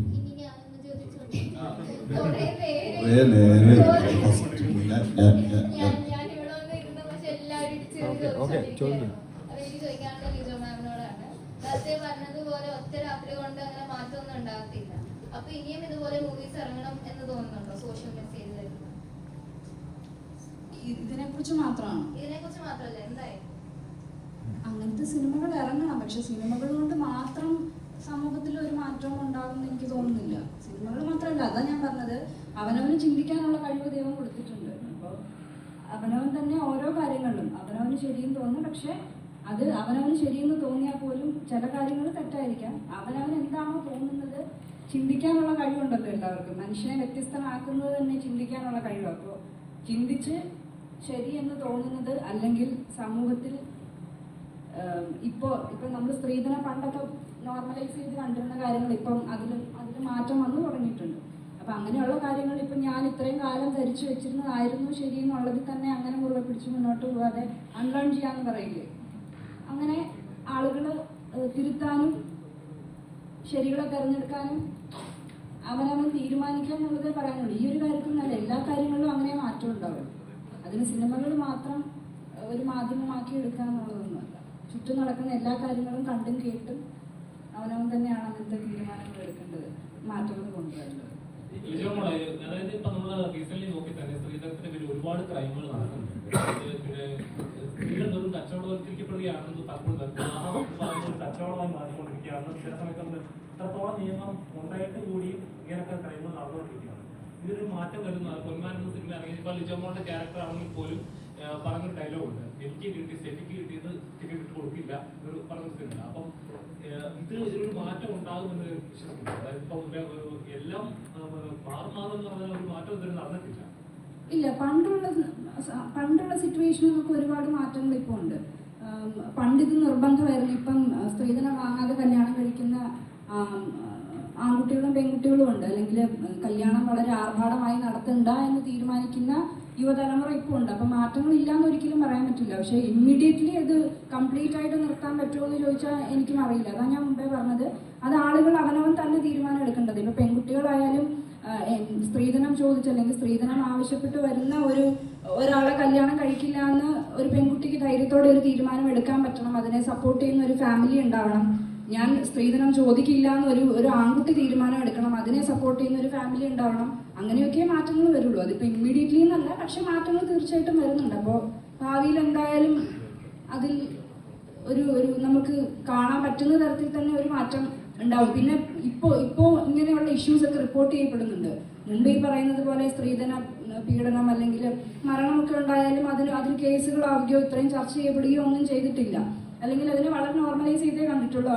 സ്ത്രീകളാണെങ്കിലും ഇങ്ങനത്തെ ബുദ്ധിമുട്ടുകൾ, ഭർത്താവിന്റെ വീട്ടിൽ നിന്നുള്ള പീഡനങ്ങളൊക്കെ സഹിച്ചു നിന്നിട്ടേ ഉള്ളൂ. ഇപ്പോഴത്തെ പെൺകുട്ടികൾ അതിൽ നിന്ന് ഇറങ്ങി വരാൻ ധൈര്യം കാണിക്കുന്നുണ്ട്. അത് റിപ്പോർട്ട് ചെയ്യാനും പോലീസിൽ കംപ്ലൈന്റ് കൊടുക്കാനൊക്കെ ധൈര്യം കാണിക്കുന്നുണ്ട്. അങ്ങനത്തെ ഇഷ്യൂസ് ഉണ്ടായില്ല. അപ്പൊ തീർച്ചയായിട്ടും മാറ്റങ്ങൾ ഉണ്ടാവുന്നുണ്ട്. വിവാഹ കമ്പോളത്തിൽ തന്നെ നോക്കുകയാണെങ്കിൽ ഒരു പ്രായം ചെയ്ത് കഴിഞ്ഞാൽ പെണ്ണു കിട്ടത്തില്ല അല്ലെങ്കിൽ ചെറുക്കനെ കിട്ടില്ല എന്ന് പറയുന്നത്. ഇതിലെ കഥാപാത്രത്തിന് പോലും ഇത്ര വയസ്സായി, ഇനി ആരെ കിട്ടും നോക്കുമ്പോഴാണെങ്കിൽ ഒരു കഥാപാത്രത്തിന്റെ കൂടെ പോകുന്നത് കല്യാണം കഴിക്കുന്നതല്ല. ശരിക്കും നമ്മുടെ സൊസൈറ്റി ഇപ്പോൾ ഇങ്ങനെ ഒരു പ്രായം കഴിഞ്ഞ് കഴിഞ്ഞാൽ കല്യാണം അല്ലെങ്കിൽ ആരെങ്കിലും കിട്ടുക അങ്ങനെ ഒരു മെന്റാലിറ്റി വർക്ക് ചെയ്യുന്നുണ്ട്. ശരി, അങ്ങനെ തോന്നിയിട്ടുണ്ടോ എപ്പോഴെങ്കിലും? അങ്ങനെ ഇല്ലാന്ന് ഞാൻ പറയുന്നില്ല. പക്ഷെ അവിടെയും ഈ പറയുന്ന പോലെ നമ്മൾക്ക് പ്രഷർ ഉണ്ടായാലും നമ്മൾക്ക് തീരുമാനം എടുക്കാൻ പറ്റണം. അല്ലെങ്കിൽ ഇപ്പം എൻ്റെ ഫാമിലിയിലോ നാട്ടുകാരെന്ത് പറയും, എൻ്റെ മകൾക്ക് ഇത്ര വയസ്സായി അല്ലെങ്കിൽ എൻ്റെ മകൻ ഇത്ര വയസ്സായി, അവൻ കല്യാണം കഴിച്ചിട്ടില്ല, അപ്പൊ എത്രയും പെട്ടെന്ന് അവനൊരു കല്യാണം നടത്തണം അല്ലെങ്കിൽ അവൾക്ക് കല്യാണം നടത്തണം എന്ന് വിചാരിച്ച് അങ്ങനെ ആ പ്രഷറിനെ അവരെ ഏറ്റെടുത്ത് ഈ കുട്ടികളെ പ്രഷർ ചെയ്യാതിരിക്കുക എന്നുള്ളതാണ് മെയിനായിട്ട് പറയാനുള്ളത്. അല്ലെങ്കിൽ ഈ പറഞ്ഞ പോലെ ഈ പറഞ്ഞ സ്ത്രീ ആയാലും പുരുഷനായാലും അവനവന് വേണ്ടി നിൽക്കാനും പഠിക്കണം. അതിന് കുറേ ഫാക്ടേഴ്സ് ഉണ്ട്. നമ്മൾ ഫൈനാൻഷ്യൽ സ്റ്റേറ്റസ് ആയിക്കോട്ടെ, നമുക്ക് സ്വന്തമായിട്ട് നിലനിൽക്കാൻ നമ്മൾ സ്വന്തമായിട്ട് ഏൺ ചെയ്യുന്ന ഒരാളാണെങ്കിൽ നമുക്ക് അങ്ങനെ ഒരു സ്റ്റാൻഡ് എടുക്കാം. പക്ഷെ എല്ലാവർക്കും അത് പറ്റണമെന്നില്ല. ഇപ്പൊ എല്ലാവരും എഡ്യൂക്കേറ്റഡ് ആണ് അല്ലെങ്കിൽ എല്ലാവർക്കും ജോലിയുള്ള ആൺകുട്ടികളോ പെൺകുട്ടികളോ ഒന്നും ആയിരിക്കണമെന്നില്ല. അങ്ങനെയുള്ള സിറ്റുവേഷൻസിൽ നമുക്ക് ഈ പറയുന്ന പോലെ ഫാമിലിയുടെ ആയാലും അല്ലെങ്കിൽ സൊസൈറ്റിയുടെ ആയാലും പ്രഷറിന്റെ പുറത്തൊക്കെ അങ്ങനെ കല്യാണം കഴിക്കാൻ നിർബന്ധിക്കപ്പെടാം. അല്ലെങ്കിൽ ഈ പറഞ്ഞ പോലെ പേടിയുണ്ടാകും. ശരിയാണ്, എനിക്ക് ഇത്ര വയസ്സായി, ഇനി ഒരു പെണ്ണ് കിട്ടില്ല അല്ലെങ്കിൽ ഇനി ഒരു ചെറുക്കനെ എനിക്ക് കിട്ടില്ല എന്നുള്ള പ്രഷർ വന്നേക്കാം. പക്ഷെ അതിനങ്ങനെ കുറെ ഘടകങ്ങളുണ്ട്. സോഷ്യൽ മീഡിയ ഇപ്പോൾ വളരെ ഈ സിനിമ ഇറങ്ങിയതിനു ശേഷം നമ്മളൊരു ചർച്ചയിൽ അതായത് ലാലേട്ടൻ, ഫഹദ് ഫാസിൽ, ആസിഫിക്ക അവരൊക്കെ ചെയ്ത പോലെ കണ്ണുകൊണ്ട് അഭിനയിക്കുക അല്ലെങ്കിൽ ഒരു ഷോട്ടിൽ തന്നെ ചെയ്യാന്ന് പറയുന്ന നിസ്സാര കാര്യമല്ല. ബേസിൽ ഇപ്പൊ ആ ഒരു ലെവലിലേക്ക് ആ ഗ്രാഫിലേക്ക് എത്തിയിരിക്കുകയാണ്. ശ്രദ്ധിച്ചാലോ?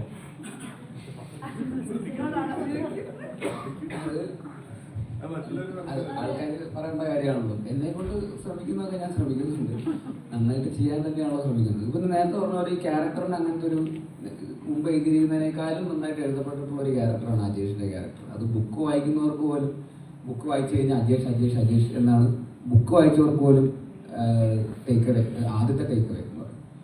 അപ്പൊ അത് സിനിമയിലേക്ക് വന്നപ്പോൾ അങ്ങനെ തന്നെയാണ് അത് സംഭവിച്ചത്. അപ്പൊ അതിന്റെ കൂടെ നിൽക്കാൻ പറ്റി എന്നുള്ളത് തന്നെയാണ്. ഞാൻ അതിനുവേണ്ടി പരമാവധി ശ്രമിച്ചു എന്നുള്ളതാണ്. ആ ബുക്ക് വായിച്ചപ്പോൾ കിട്ടിയൊരു ഹൈ സിനിമ ചെയ്യുമ്പോഴും അഭിനയിക്കുമ്പോഴും കിട്ടിയിട്ടുണ്ടായിരുന്നു. അത് സ്ക്രീനിൽ വന്നപ്പോഴും അത് കിട്ടി എന്നുള്ളതാണ്. അത്രയും എക്സൈറ്റഡ് ആയിട്ടാണ് സിനിമേനെ, ആ ക്യാരക്ടറിനെ നോക്കേണ്ടത്. അപ്പം അതിനുവേണ്ടി പറ്റുന്ന പോലെയൊക്കെയുള്ള എഫേർട്ട് ആക്ടർ എന്നുള്ള രീതിയിലും ഫിസിക്കലിയും ഒക്കെ ഇട്ടിട്ടുണ്ട്. സോഷ്യൽ മീഡിയ കാര്യങ്ങൾ വന്നു കഴിഞ്ഞാൽ അങ്ങനെ റിയാക്ട് ചെയ്യുന്ന രീതി വളരെ ഡിഫറെന്റ് ആയിരിക്കും. ബേസിൽ നിന്ന ഒരാള് ഏത് കാര്യം തമാശയായിട്ട് ഇപ്പൊ ഈ ലൂസിഫറിന്റെ എംപുരാന്റെ സമയത്ത് ഉണ്ടായി ക്രിയേറ്റ് ചെയ്ത സാധനം ഉണ്ടായിരുന്നു. അതുപോലെ തമാശയായിട്ട് സോഷ്യൽ മീഡിയ പോസ്റ്റ് ചെയ്യുന്ന സമയത്ത് ഒരു കാര്യമല്ല. ഒരാൾ എടുക്കുന്ന ഒരു കമന്റ് ആയാലും എല്ലാം നോക്കിയിട്ടുണ്ട് ചെയ്തിട്ട് എന്നാൽ ഫണ്ണായിട്ട് എടുക്കുന്ന വളരെ കുറച്ച് പേര്, അതിന് പെരുമാറുള്ള ഒരാളാണ് ബേസിൽ. എല്ലാ കാര്യങ്ങളും തന്നെ നോക്കി കാണുന്ന ഒരാളാണോ? നമ്മൾ ഇവിടെയൊക്കെ തന്നെയുള്ള ആൾക്കാരാണല്ലോ. അപ്പൊ അതുകൊണ്ട് എല്ലാം ചുറ്റും നടക്കുന്നൊക്കെ അറിയാറുണ്ട്, കാണാറുണ്ട്. അപ്പോൾ എല്ലാവരും തമ്മിൽ റീലുകൾ അയക്കാറുണ്ട്. ഈ പറയുന്ന എല്ലാവരും എന്തൊക്കെയാണ് ചെയ്യുന്നത്. അപ്പൊ അങ്ങനെ ഒരു ഫോട്ടോ ടൊവിനോ അവിടെ ഇട്ടപ്പോ അങ്ങനെ ഒരു കമന്റ് ഇടാൻ അത് കണ്ടപ്പോൾ എനിക്ക് അതായിട്ട് തോന്നി, മുട്ടകളായിട്ട് തോന്നി. അപ്പൊ അത് മുട്ട ബോക്സിലെ മുട്ട എന്ന് കമന്റ് കിട്ടുന്നേ ഉള്ളൂ. അത് പക്ഷെ AI ആയിട്ട് വരുമെന്നും എല്ലാവരും ഞങ്ങൾ രണ്ടും മമ്മൂക്കയും ലാലേട്ടനും ഒക്കെ കൂടെ ഒന്ന് മുട്ട ബോക്സ് കഴിക്കുന്ന വീഡിയോ ഒക്കെ ആയിട്ട് വരുമെന്നും അത്രയും ടെക്നോളജി വളർന്നതായിട്ട് ഞങ്ങൾ ഇമാജിൻ ചെയ്തില്ല. ഇനി കുറച്ചുകൂടെ സൂക്ഷിച്ചു വേണം അത്തരം കമന്റുകൾ ഇടാൻ.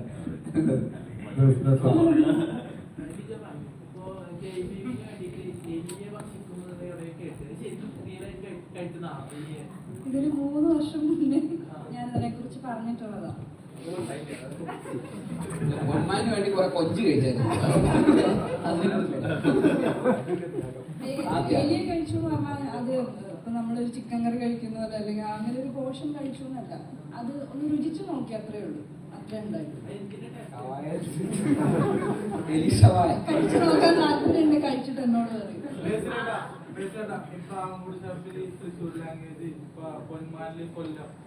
ഈ ലാംഗ്വേജ് പഠിക്കാൻ ഒരുപാട് ബുദ്ധിമുട്ടുന്നുണ്ട്. മമ്മൂക്കൊക്കെയാണ് ഇപ്പോൾ പോക്കിൽ രാജമാണിക്കം അങ്ങനെ കുറെ കണ്ടേക്കുന്നത് ലാംഗ്വേജ് പഠിക്കും.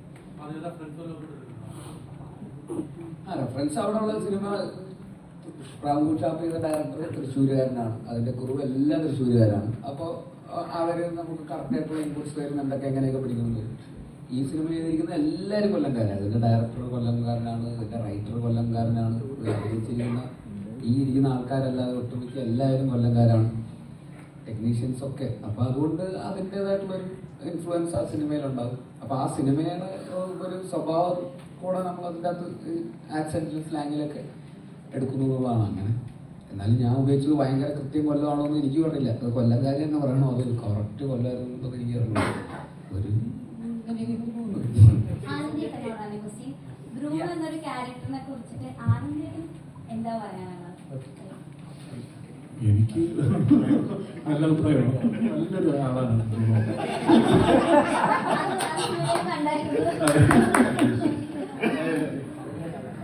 ബ്രൂണോ. ഈ പറയുന്ന പോലെ നമുക്കൊക്കെ എവിടെയോ കണ്ട് പരിചയമുള്ള ഒരാൾ തന്നെയാണ്.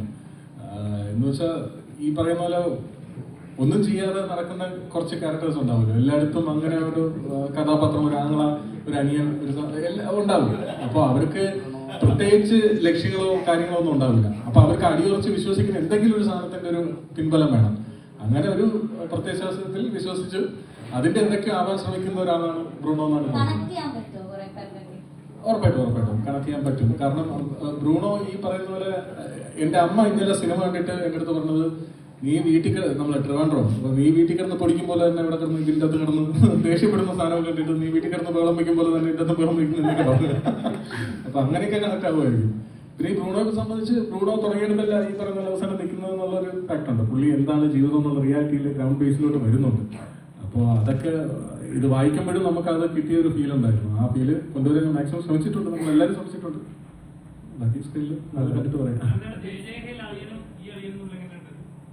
ഇതിൽ ഞാൻ മര്യാദയോടെ അറിയുന്നതാണ്, രാജേഷിന്റെ അറിയുന്നത്. രണ്ടിലും ഈ പറയുന്ന പ്രതിനായക സ്ഥാനത്ത് ഇരിക്കുന്ന ആളുടെ അളിയനാകാനുള്ള ഭാഗ്യം, ഒരു അപൂർവ ഭാഗ്യം എനിക്ക് കിട്ടിയിട്ടുണ്ട്. രണ്ടും നല്ല അളിയന്മാരാണ്. അത് സിനിമ കണ്ടവർക്ക് അറിയാമല്ലോ, നല്ല തങ്കപ്പെട്ട അളിയന്മാരാണ് രണ്ടുപേരും.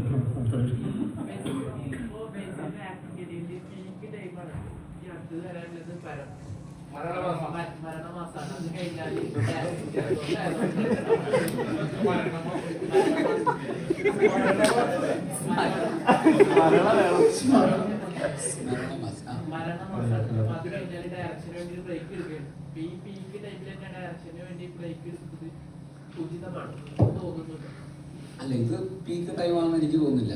പീക്ക് ഇനി വരാനിരിക്കുന്നേ ഉള്ളൂ.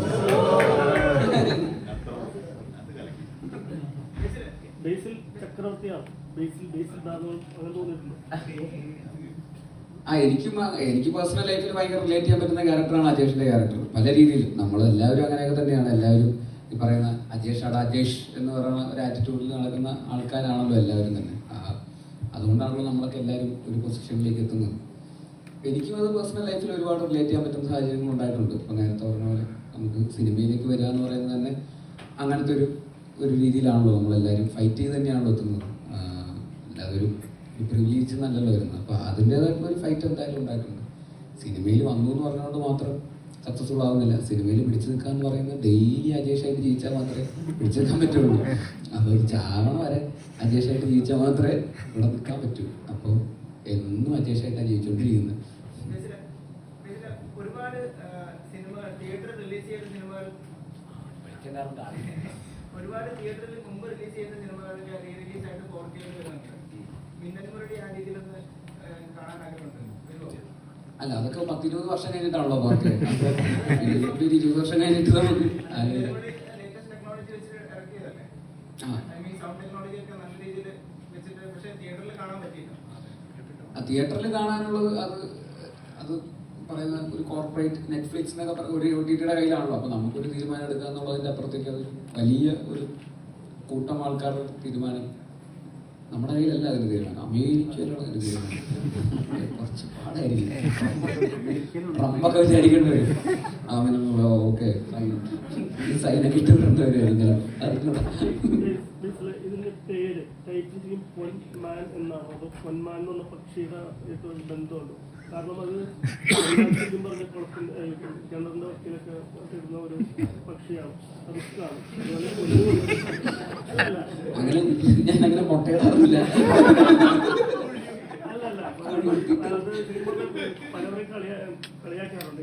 അല്ലല്ല, തീർച്ചയായിട്ടും അതിന് വേറൊരു ലെയറും കൂടെ ഉണ്ട്. പൊന്മാൻ എന്ന് പറയുന്നത് പക്ഷി പറന്നു ഉയരുന്ന പക്ഷിയാണ്. പിന്നെ കുത്തിയിട്ട് പറന്ന് നേരെ മുകളിലേക്ക് പോകുന്നതാണ്. അപ്പോൾ അജേഷ് എന്ന് പറയുന്ന ക്യാരക്ടറിൻ്റെ ഒരു ട്രയംഫും കൂടെ ഉണ്ട് ഈ സിനിമ. രാജേഷിന് മാത്രമല്ല ഈ പറയുന്ന ക്യാരക്ടേഴ്സ് ബ്രൂണോൻ്റെയും സ്റ്റെഫി ഗ്രാഫിൻ്റെ ഒക്കെ ഒരു ട്രയംഫ് ഉണ്ട്. ഈ പറയുന്ന അവരുടെയൊക്കെ പറയുന്ന പറന്നു വരുന്ന ക്യാരക്ടേഴ്സ് കൂടെയാണ് ഇതിൻ്റെ സിനിമ തീരുമ്പോൾ. അങ്ങനെയാണ് ആ സിനിമ. അപ്പോൾ അതും കൂടെ ഒരു ഓൾട്ടർ ലെയറായിട്ട് തന്നെ ഇതിൻ്റെ അകത്തുണ്ട്. എന്നാൽ പോലും പൊന്നുമായിട്ട് കണക്ട് ചെയ്തിട്ടുള്ള മാൻ എന്നുള്ള രീതിയിൽ പൊന്മാനായിട്ട് വർക്കാവുന്ന നീല പൊന്മാനെ പോലെ പറന്നു വരുന്ന കഥാപാത്രമായിട്ടും ആൾക്കാർക്ക് റിലേറ്റ് ചെയ്യാൻ പറ്റുന്ന ക്യാരക്ടർ തന്നെയാണ്. അപ്പോൾ രണ്ട് രീതിയിലും ആ ടൈറ്റിൽ ആപ്റ്റാണെന്ന് തോന്നുന്നു.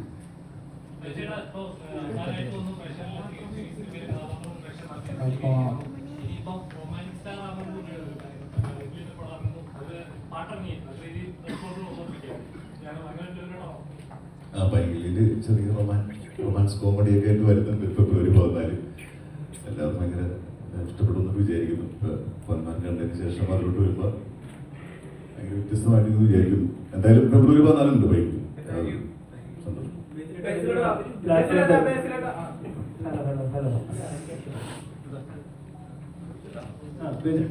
പൊന്മാനില് അജേഷിന്റെ കഥാപാത്രം പറയുന്നുണ്ട് ആഘോഷങ്ങൾ അജേഷിന്റെ ഒരു വീക്ക്നെസ് ആണെന്ന്. അപ്പൊ എല്ലാ കള്ളൂരി സഭ നോക്കിയാലും അജേഷിനെ പോലെ ഒരു കഥാപാത്രം കാണും. കാരണം ഫസ്റ്റ് റൗണ്ട് തന്നെ രണ്ടുമൊക്കെ കട്ടൻ കഴിച്ചിട്ട് അടിച്ചവിടെ കാണുന്നത്. അപ്പൊ റിയൽ ലൈഫിൽ ഇങ്ങനെ ആരെങ്കിലും കണ്ട് ഇൻസ്പയർ ആയിട്ടാണോ ഈ കഥാപാത്രം ചെയ്തത്? ഇല്ല, അങ്ങനെയൊന്നുമില്ല. അല്ല, അങ്ങനെയുള്ളവരുണ്ടല്ലോ, നമുക്കറിയാലോ ഇഷ്ടംപോലെ ആൾക്കാർ. ഇത് ആ സ്ക്രിപ്റ്റിലെ ബുക്കിലെ അങ്ങനെ തന്നെയാണ്. അപ്പോൾ ഞാൻ റിയൽ ലൈഫിൽ ഇൻസ്പയർ ചെയ്തിട്ടല്ല, ആ ബുക്കിൽ തന്നെ എഴുതി വെച്ചിരിക്കുന്നത് അങ്ങനെ തന്നെയാണ്. അജേഷിന് രണ്ടെണ്ണം അടിച്ചിട്ട് സംസാരിക്കാൻ തന്നെ തുടങ്ങുള്ളൂ. അജേഷ് അങ്ങനെയാണ്. അജേഷ് ആഘോഷം വേറൊരു തരത്തിലാക്കി അജേഷിൻ്റെ പോയിന്റ് ഓഫ് വ്യൂ രണ്ടെണ്ണമൊക്കെ അടിച്ച് നർമാദിക്കുക എന്ന് പറയുന്നതാണ് അജേഷിൻ്റെ ലൈഫിലെ ഒരു ആഘോഷം എന്ന് പറയുന്നത്. അതേസമയം ജോലിയുടെ സമയത്ത് കൃത്യമായിട്ട് ജോലി ചെയ്യുക എന്ന് പറയുന്നതും അയാളുടേതായിട്ടുള്ള ഐഡിയോളജീസ് ഉണ്ട്. അപ്പോൾ അജേഷിൻ്റെ പോയിന്റ് ഓഫ് വ്യൂ രണ്ടെണ്ണം അടിക്കുക എന്ന് പറയുന്നത് അജേഷിന് ഒരു ആവേശമാണ്, ആഘോഷമാണ്. അത് ബുക്കിൽ തന്നെ എഴുതി വെച്ചിട്ടുള്ള ക്യാരക്ടറിൽ അങ്ങനെയാണ് എഴുതിയിരിക്കുന്നത്. രണ്ടെണ്ണം അടിച്ചിട്ട് അജേഷ് സംസാരിക്കാൻ തുടങ്ങുള്ളൂ. അത്രയും റിസ്കിൽ നിൽക്കുന്ന സമയത്ത് എനിക്ക് ജെറ്റ് ചെയ്തിട്ട് കടപ്പുറത്ത് ഒരു ഓർഡർ എന്ന് പറയുന്ന ക്യാരക്ടർ സത്യത്തിൽ ഇത്രയും റിസ്കിലാണ്. ഇത്രയും റിസ്ക് വെക്കുമ്പോ ആ റിസ്ക് എന്ന് പറയുന്നത് അതുകൊണ്ടാണ് ഞാൻ പറയുന്നത്. അങ്ങനെ അത് ചെയ്ത് കഴിഞ്ഞപ്പോ ഭയങ്കര എൻജോയ് ചെയ്ത് ചെയ്യുന്നുണ്ടായിരുന്നു. ഈ പറഞ്ഞ പോലെ നേരത്തെ പറഞ്ഞ പോലെ കള്ളടിച്ചിട്ടാണ് പുള്ളി അങ്ങനെ ചെയ്യുന്നത്. അപ്പൊ പിന്നെ അങ്ങനെ ചെയ്യാലോ. പുള്ളിയുടെ സ്റ്റൈൽ എങ്ങനെയാ? ഇത് അവിടെ മാത്രമല്ല, പലയിടത്തും പുള്ളി അങ്ങനെ ചെയ്യാറുണ്ട്. എങ്ങനെയാണ് 8 മണിക്ക് എണീച്ചല്ലേ? 8 മണിക്ക് എണീച്ചിട്ട് ഓടണം. പുള്ളിയുടെ ആചാരം എങ്ങനെയാണ്? ആഘോഷത്തിന്റെ പല പല ടൈപ്പ് ഉണ്ടല്ലോ. പുള്ളി ഒറ്റയ്ക്കാ വന്നത്, പക്ഷെ കൂടെ ഓടിയപ്പോൾ 20 പേരുണ്ടായിരുന്നു. തലേ ദിവസം പുള്ളി കൂട്ടിയ ഗ്യാങ്ങാണ് അത്. ഒറ്റ രാത്രി കൊണ്ട് പുള്ളി ഉണ്ടാക്കിയെടുത്ത ഗ്യാങ്ങാണ്. ഒറ്റയ്ക്ക് വന്നവനാണ്. പക്ഷെ പിറ്റേ ദിവസം അവൻ ഭയങ്കര ഷാർപ്പാണ്. കാരണം തലേ ദിവസം അടിച്ച് ഫിറ്റ് അയക്കുമ്പോഴാണ് പറയുന്നത് രാവിലെ എനിക്ക് എഴുന്നേറ്റ് ജെട്ടിപ്പുറത്ത് ഓടണമെന്ന്. കറക്റ്റ് എഴുന്നേറ്റ് അജേഷ് അലാം വെച്ച് എഴുന്നേറ്റ് ഓടാൻ വേണ്ടി പോയി. അത്രയും ക്ലാരിറ്റി ഉള്ള ഒരാളാണ് അജേഷ്. അത് പറഞ്ഞ വാക്ക് ഉറപ്പായിട്ട് ജെട്ടിപ്പുറത്തില്ലെങ്കിൽ ജെട്ടി ഇല്ലാതെ അജേഷ് ഓടും. പടത്തിൽ അതുകൊണ്ട് കാണിക്കാൻ പറ്റില്ല. അതുകൊണ്ടാണ് കാരണം ഈ പൊതുവേദികളിലെ മന്ത്രിമാര് പോലും ഇപ്പൊ ആരും വേദികൾ കയറിയ കൈ കൊടുക്കാറില്ല മേടിച്ചിട്ട്. അപ്പൊ അത് ഇപ്പൊ ഒഫീഷ്യലായിട്ട് നിർത്താനുള്ള എന്തെങ്കിലും പരിപാടി എന്തെങ്കിലും ചെയ്യുന്നുണ്ടോ? അതൊരു സാമൂഹിക വിപത്തായി മാറിയിരിക്കുകയാണ്.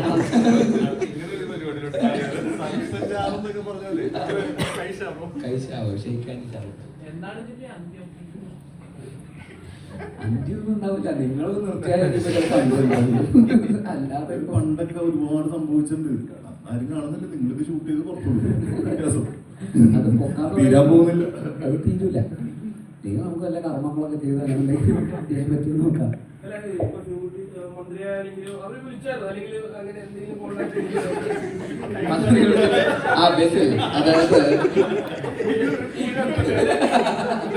നമുക്ക് അതിനെ കുറിച്ച് എന്താണ് ചെയ്യാൻ പറ്റുക? ഒരു ബില്ല് പാസ്സാക്കിയാലോ? അതാണ് അതിന്റെ ഒരു അത് ആരെയും ഉപദ്രവിക്കുന്നില്ല. ആർക്കും ഒരു ഉപദ്രവമില്ല. ആൾക്കാർക്ക് എന്റർടൈൻമെന്റ് മാത്രമേ ഉള്ളൂ. അപ്പൊ എല്ലാവരും ആരാണെന്നൊന്നുമില്ല. എല്ലാവരും അതിന്റെ ഭാഗമാവുന്നു. എല്ലാവരും അതിനകത്ത് എൻജോയ്മെന്റ് കണ്ടെത്തുന്നു എന്നുള്ളതിൽ സന്തോഷമുള്ളൂ. അതല്ല, ഇപ്പൊ കേരളത്തിലെ കൾച്ചർ മാറി. ഒരാൾ ഷെയ്ക്കാൻഡ് കൊടുക്കുന്ന മറ്റാളുടെ കൈ പിടിച്ചു വെച്ചിട്ട് വ്യത്യാസം വന്നിട്ടുണ്ട്. വീട്ടിലാണ് അതിന് തുടക്കം. അല്ല അങ്ങനെ ഇപ്പൊ ഇതുപോലെ ക്യാമറ ആയിട്ട് ഇങ്ങനെ ഇവിടെ ക്യാമറ കൈ നീങ്ങിട്ട് വരും, ചേട്ടാ ഷെയ്ക്കാൻ്റെ വരും. അപ്പൊ തന്നെ എന്ത് വിശ്വസിച്ചാൽ തരുമ്പോ നീ വലിച്ച അങ്ങനെ. പക്ഷെ ഓക്കെയാണ്. കഴിഞ്ഞ ദിവസവും കൂടെ വച്ചേ ഉള്ളൂ.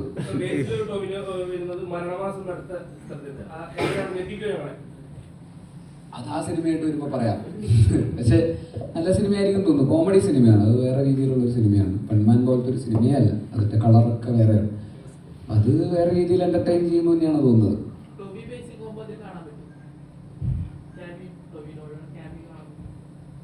സിനിമ കാണുമ്പോൾ നോക്കാം.